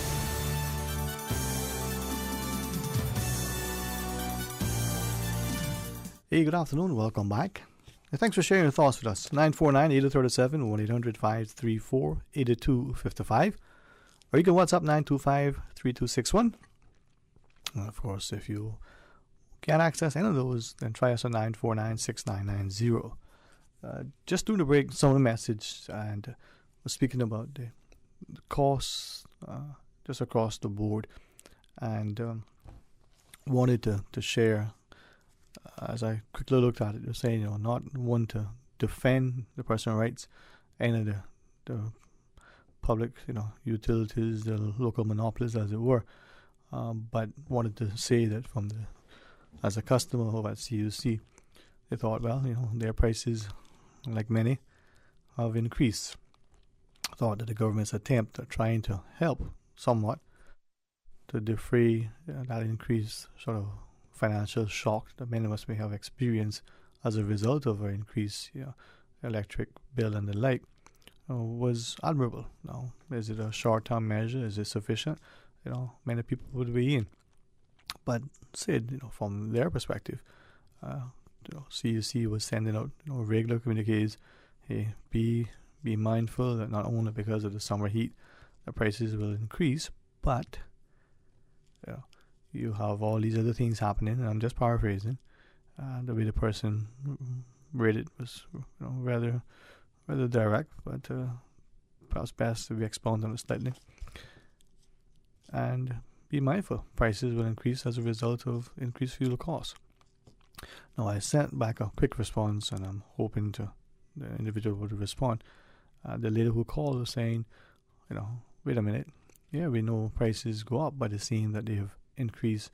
I think her words, was it double? Was it triple? Is it the timing? Is it that they're moving forward and being proactive, or is it that, as inferred, well, we're getting this, so let's increase the prices more, so that at the end of the day, it's just more money being expended by the account. Now, what is your thought? And then what is, to your mind, a much more permanent, perhaps long-term, sustainable solution when it comes to our energy costs, but also our energy needs? I set out to share that earlier this week, I had a chance to speak to some individuals who were indicating that we seem to be constantly missing the boat. One individual shared, we live where the sun shines even at night, it seems like sometimes.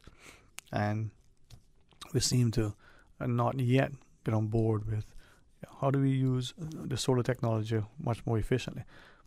But alternative energy aside, the person indicated, well, what are we doing relative to trying to save, to conserve?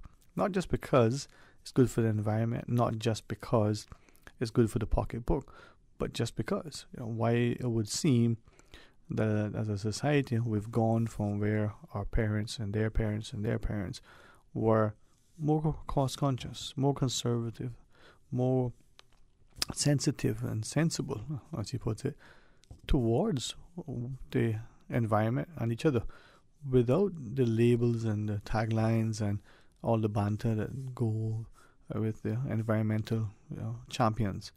And he said, as we listened to him share, that if we were to be more conscious, now he alleged sometimes that there are those who have the view that the more they try to save, the more they try to do things, even after expending large sums of money, they don't really see a corresponding savings. They don't get that return on investment, but they don't see a savings. In fact, some allege that they consciously try in their minds to reduce their electric consumption, then their bill increases. Now, it could be that they're not being measured. I would imagine the counter would be, well, if we were to actually put equipment in place, you would see that what you think you're trying to reduce, in fact, you haven't. Maybe it's the inefficiency of the appliances, but maybe it's the way you actually think you're approaching the reduced consumption, and in fact, you're spending more time in the space at a lower setting or whatever the counter would be. But what is your thought? Because his perspective was we need to look more at saving, being more conscious, and reducing the demands that we have. How many of us would be willing to adjust the temperature setting in our homes just up slightly? How many of us have it down where it's really cold and we're all bundled? How many of us have it on, for days on end at the same setting when we're not in the homes, or the hours that we're away can be adjusted? And if we did that, his point being that some would say, well, that doesn't make any sense because they do not see reduced cost, so why go to the inconvenience? That would not necessarily be the thing we would expect, but that has been, without question, the allegation from some. So your thoughts to his question: what more can we be doing to reduce the demand? The way we move about our roads and commute, get from one place to the next, everybody, a vehicle, 1,000 vehicles and 1,000 individuals, is that something that we want to, because that is what we're accustomed to? Would we be willing to, move in a larger, sort of mass transit system where those 1,000 people are perhaps moved, over, 4 or 5, vehicles as opposed to, 1,000? Could that be increased savings? Well, your thoughts. 8949-8037, 1-800-534-8255, or WhatsApp 925-3261. You can also call us on 949-6990. The other comment, I'm hoping I'll get the response to the person sent through sentiment. Then responded asking, well, can you expound on it a bit more to give us a perspective? The person shared simply that as a country, we're seemingly, let me repeat here, we seem to be looking for increased ways to spend money, whether it's the government sharing that it has, additional surpluses over and beyond. I want to take us some of the words there, what were forecasted. Why is it that it's the belief that we have to spend as opposed to somehow, quote unquote, save that money for a rainy day? This person shares that there are 3 areas where it would seem that we are not mindful of what they cost. The constant developing of lands, whether by private entities or in collaboration with the government. Then the rights, it should be obvious, but the more we develop now, the less we'll have for the future, not just for those intended purposes, but we may find that more efficient and much more essential needs would arrive on that land. And then the rights in bold, save something for tomorrow, don't consume it all today.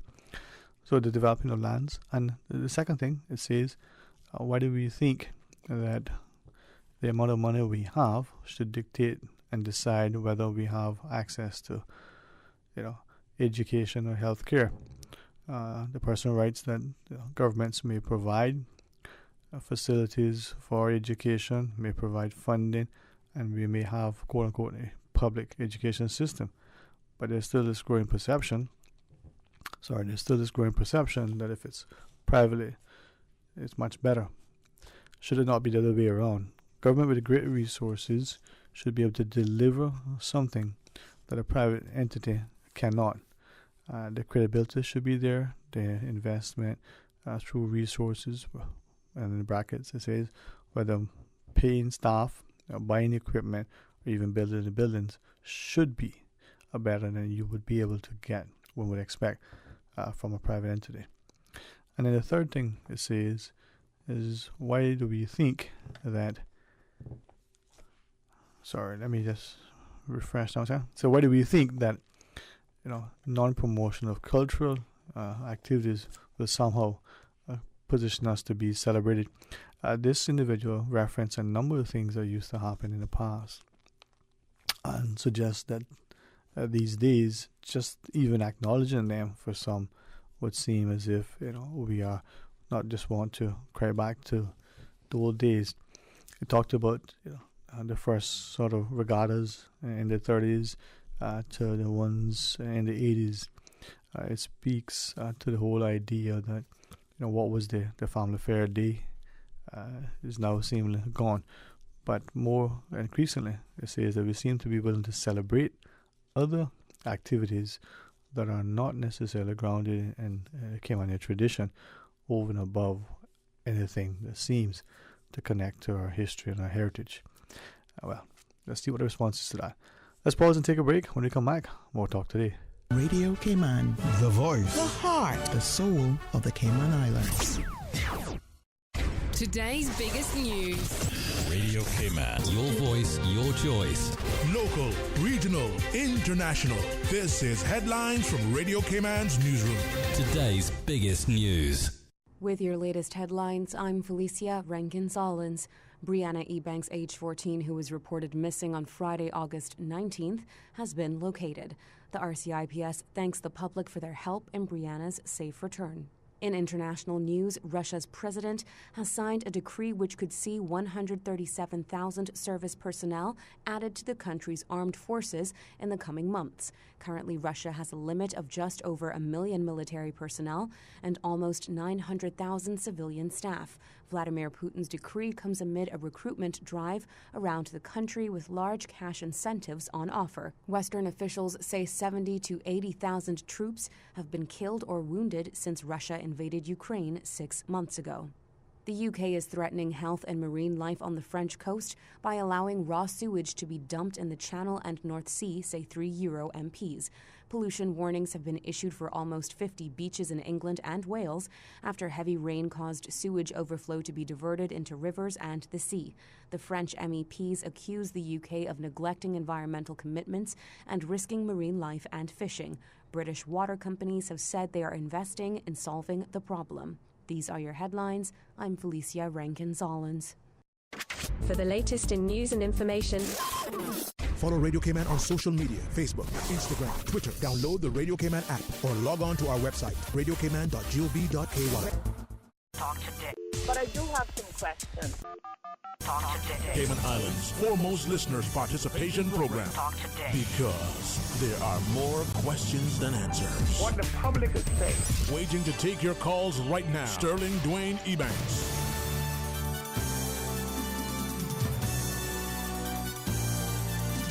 Hey, good afternoon. Welcome back. 949-8037 or 1-800-534-8255.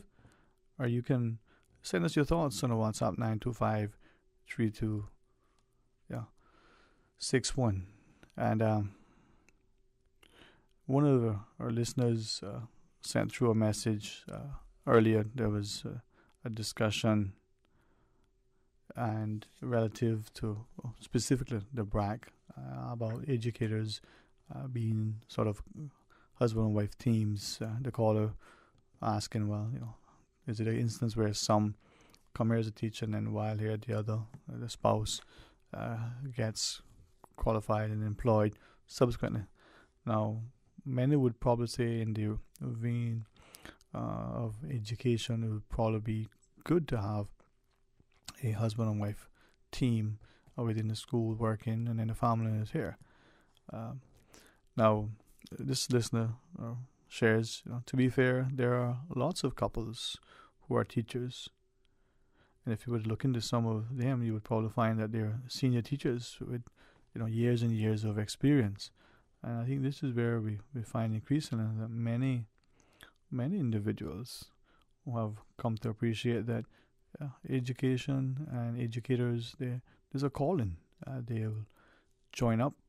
They'll be a part of, that wonderful cadre of people who instruct, future generations. So we commend that. I think the caller was just questioning, to some extent, to what extent we are, looking at recruitment, and are we considering the value for money? Are we mindful that, like anything, if there's a reported gold rush, for instance, in a particular area, we may find people going prospecting. Well, if we're just offering up without proper vetting, what are we getting in that sense? And but like many of us, and the caller included, we certainly value our educators. We certainly want them to, know that we're there to support them, that they can make their financial commitments and their investment and their education, their service to our students does not go unrecognized. But I think like the fellow that called and the educator was sharing the comments with me earlier, just basically asking, are we ensuring that we're not just blindly taking people on board in whatever capacity, with a fully understanding that we should have a sense of accountability and be responsible in it. And that would, I think, apply whether we have people in education or healthcare or in any other sector. But your thoughts? 949-8037, 1-800-534-8255, or you can WhatsApp 925-3261. And if any of those numbers somehow elude you, then 949-6990 would work. Now, it was one of the comment that we wanted to, hopefully, I was hoping to get the person's consent to read it as was shared. But I guess the writing style may be indicative, so the person indicated, well, just share it and exclude certain things, and I'll do just that. But the part that we're allowed to share is about the environment, so we'll do that in a second. But go to the phones. Hey, good afternoon, welcome, thanks for calling. Hey, good afternoon, Dwayne. Hey, how are you today, man? It's good to hear from you. Okay, and you? Very thankful, I've got a lot on my plate, a lot on my mind, but my life is good and I'm grateful. Okay. Well, speaking about utility bills, it's very hard to see where CUC is not making a profit, being the only utility company on the island. I don't think there's is there any question that they're not reporting profits? Say that again? Has anyone suggested that the company is not profitable, not making profits? Well, that's something I wouldn't believe in the first place. That was being said. Yeah.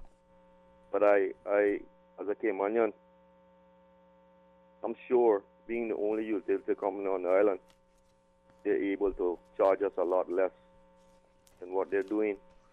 Even though we're finding ourselves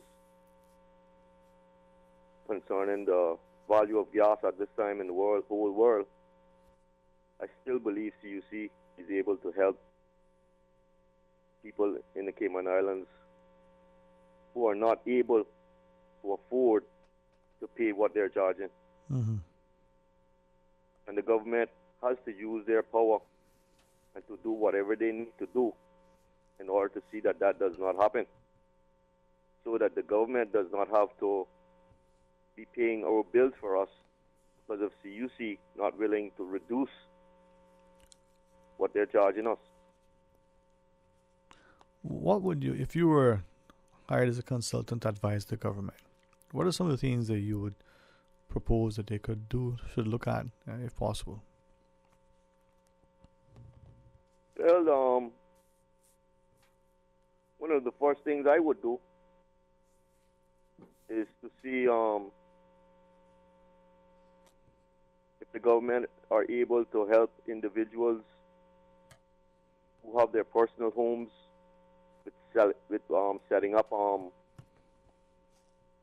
these panels on their houses. I think that would be something for the government to try to see if they're able to invest some money into. But then shareholders of CUC also have a big say in this also.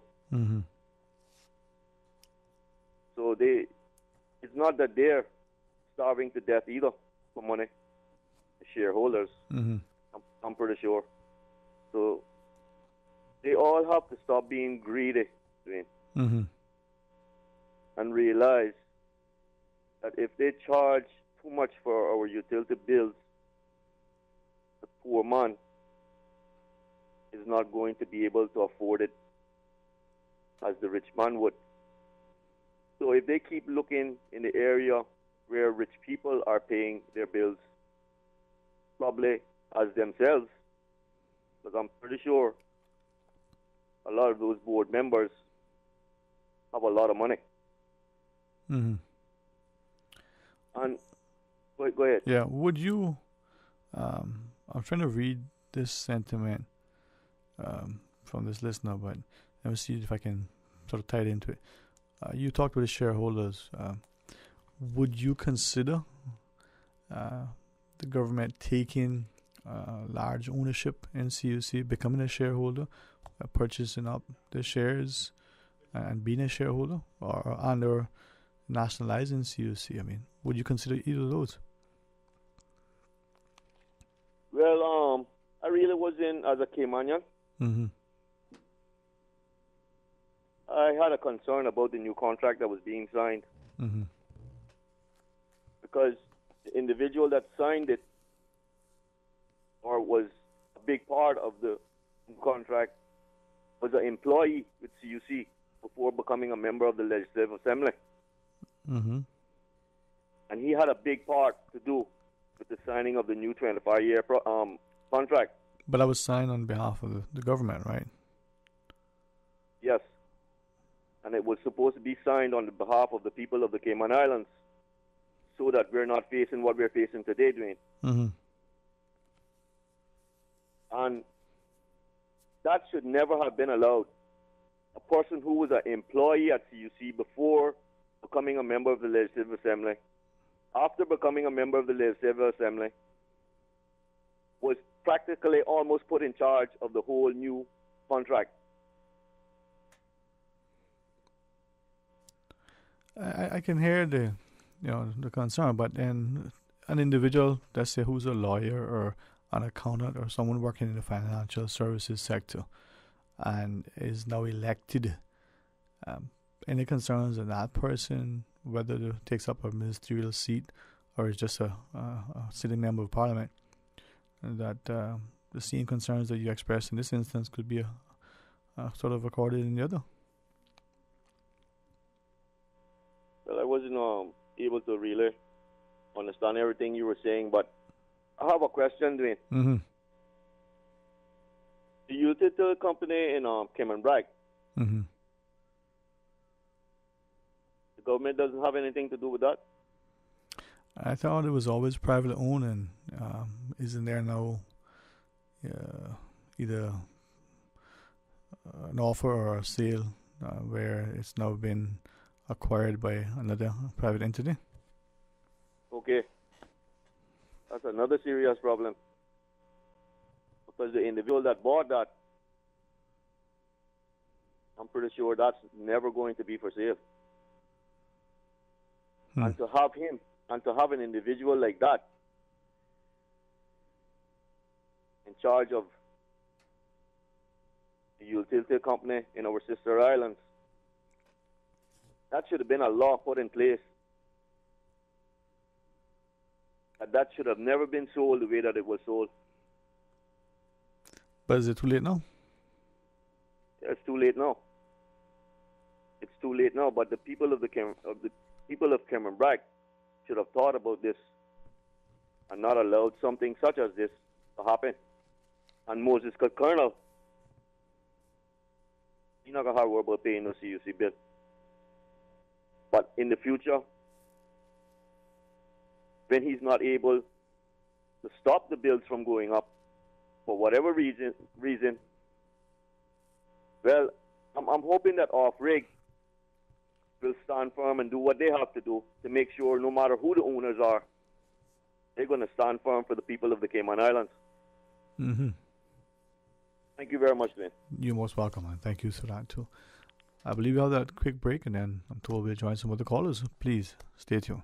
A caring and community spirit, cherished family and cultural values. These are some of the things that still embodies the Caymanian way of life in the Eastern Districts today. Savannah Pharmacy, your neighborhood pharmacy, located in Countryside Shopping Village, is delighted to offer products and services of real value. Whether it's catering to your family's medical needs or carrying apparel, gifts, and beauty products, Savannah Pharmacy provides you with more than just prescriptions. Remember, they're always just around the corner with everything your family needs and convenient opening hours, including Sundays and holidays. Savannah Pharmacy. For more information, call 946-3336.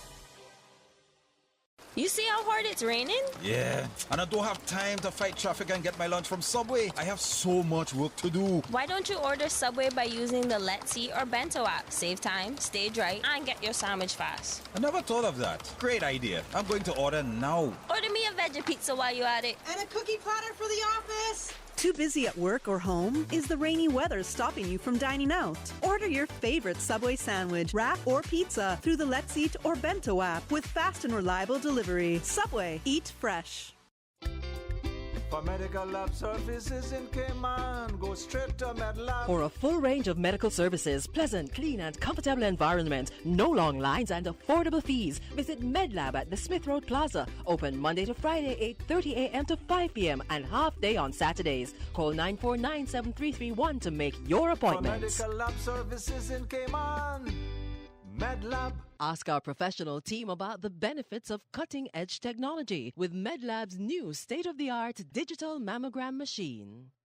Beyond Basics Medical, leaders in laser and skincare of the Cayman Islands, providing advanced technology in skin, body, and hair, offering laser hair removal, vaginal tightening, threading, laser wrinkle reduction, hair loss restoration, hydrofacials, body and face slimming, vein therapy, laser tone correction, microneedling, high-frequency dermaplaning, medical peels, chirotherapy, skin tag, wart removal, and laser scar revision. Long-term and significant transformations and results for multiple concerns starts with contacting Beyond Basics Medical. Call us at 916-SKIN. Visit us on the 3rd floor of the Tomlinson Building above Tomlinson Furniture, or follow us on Facebook and Instagram at Beyond Basics Laser.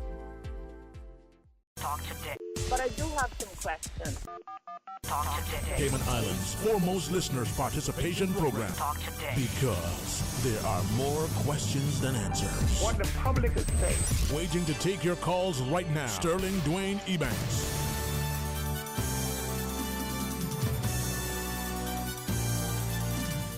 Hey, good afternoon. Welcome back, and thanks for joining us. A couple of calls to go to and a message or two to read, so let's take our calls. Hey, welcome. Good afternoon. Thank you for calling. Yeah, good afternoon. I'm Dwayne. Hey, good afternoon. How are you? I'm fine, and you? Very thankful, and glad that you had time to give us a shout. Yes, a couple of people been calling in about CUC and this and thing and that and the next thing. Mm-hmm. I come to one conclusion, see, that the Caymanian landowners need to go to CUC and say, hey, this is the way it is. Mm-hmm. If you don't do what we say, you have to pay us X amount of money for your poles on our property. Because anything that is within 25 feet of the center of the road belongs to the landowner. Mm-hmm. And that is the only person that can make CUC come to their senses. Years ago, I had the problem in Cayman Rock. Mm-hmm. I used to go to sea, and when I come home, I paid $4 a month for my light. And I came home and I went and I paid 6 months, $24. And they said we'll have the current on by 3 o'clock. I went back down there. They say, no, I can't. They can't put the current back on because I have to go to the bank and make the bank pay them each month. I said, and I can tell you something. I'm not paying the bank $4 a month to pay you $4. That's $8 a month coming out of my pocket. No. You got X amount of light poles on my property. if you don't put the lights back in my house, I'm going to burn them down. They say, what? I say, yes. I'm going home now and build up wood around them, and I will catch them on fire, and you don't have no current going to the Eastern District. I said, no. Well, just watch me. And within an hour, they was there with the current back on in my house, and they never turned it off again.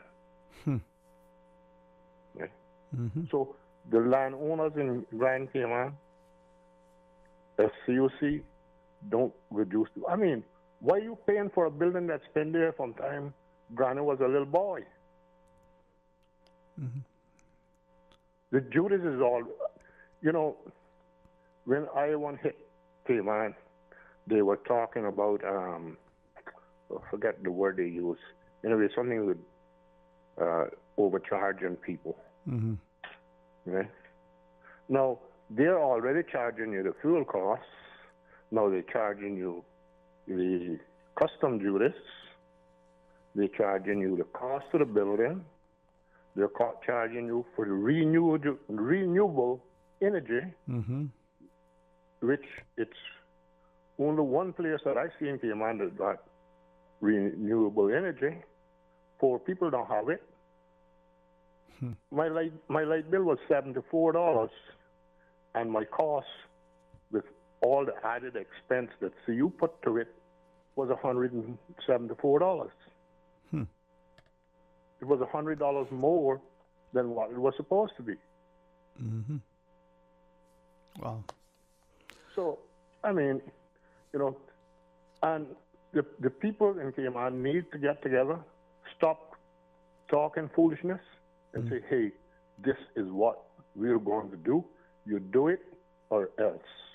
And they can't say they can't do it because they got a contract signed with government that there can be the sole distributor of electricity in Grand Cayman. Nobody just can't come in here and put down a light company. They got certain stipulations for customs and everything else. So I don't know what this big deal is with them. But that's the only thing I see for the people of Cayman to do. Yes, sir. Well, make them know your light poles cannot be on our property. Your light wire cannot, because that is my airspace. You can put the light pole 1,000 feet up in the air, but that is still my airspace. Okay? Yeah. All right, sir. That's all I got to say to you. Well, thank you. Have a nice day. You too, sir. Thank you very much for sharing. And let's take one more call. Hey, good afternoon. Welcome. Thanks for calling. Dwayne Sterling, how are you doing? Good afternoon. Sterling, Dwayne, good afternoon, sir. How are you? I'm good, man. I'm good. Been a while. Still here. Enjoying the cool breezes up there? I am enjoying it very much. I'm hoping that what that gentleman said in his last statement, that CUC is the sole supplier of electricity on this island, is stipulated it's stipulated that way from government. Yeah, they have the transmission distribution. I'm hoping that is not true, because all of us out here have to compete in our business, and for them to give them the sole distribution of electricity is madness. But isn't that how it is, that their franchise or their agreement, they are the only ones that can transmit and distribute? Now there can be others that can generate. Remember, they're broken up into two, so you can now set up a system to supply CUC with the power, and then they transmit and distribute it to the rest of us. I don't know if that's feasible, but anyway, that's the way it is. But, you know, I still don't like the idea of them being the sole distributors, even though you sell it back to them to solar power or whatever, solar panels. It shouldn't be in that way. Now, I keep hearing this thing about shareholders in CUC. Are we trying to say that, is it a fact that government fail are supporting shareholders for CUC, and that's why they won't do anything to bring the cost of electricity down. So these shareholders can actually come up with a big fat bundle of money in shares. Doing that is ridiculous. Very appalling if that is the fact. Mm-hmm. And I'm hoping that it isn't. I'm really hoping that isn't the reason. Okay? Okay. I'm hoping that. Because that means that the shareholders are holding the rest of the Caymanian people as hostage. That's what that means. We can't get the price of electricity down because we need a big bundle of money or share. Come on. What's happening with this country? What is happening? We're coming in like communists. We're not no much different from a communist country. And I'm going to stop it right there because I have to say a lot more. Thank you, Dwayne. You're most welcome. Have a good afternoon. You too. All right, Bye-bye. take care. Well, let's read down two messages that were sent to us. Of course, the phone lines are available if you want to share a thought. This message relates to the caller before the last and suggests that, according to what that caller was saying, a lot of people need to do what he's suggesting, and obviously you see pay them for their light poles and the use of their properties. This are the series of messages. Let me read them. It says, on the topic of energy conservation, I personally have gone to extensive measures of change from electric water heater to the propane, change from electric dryer to the propane, and even install higher efficiency washer.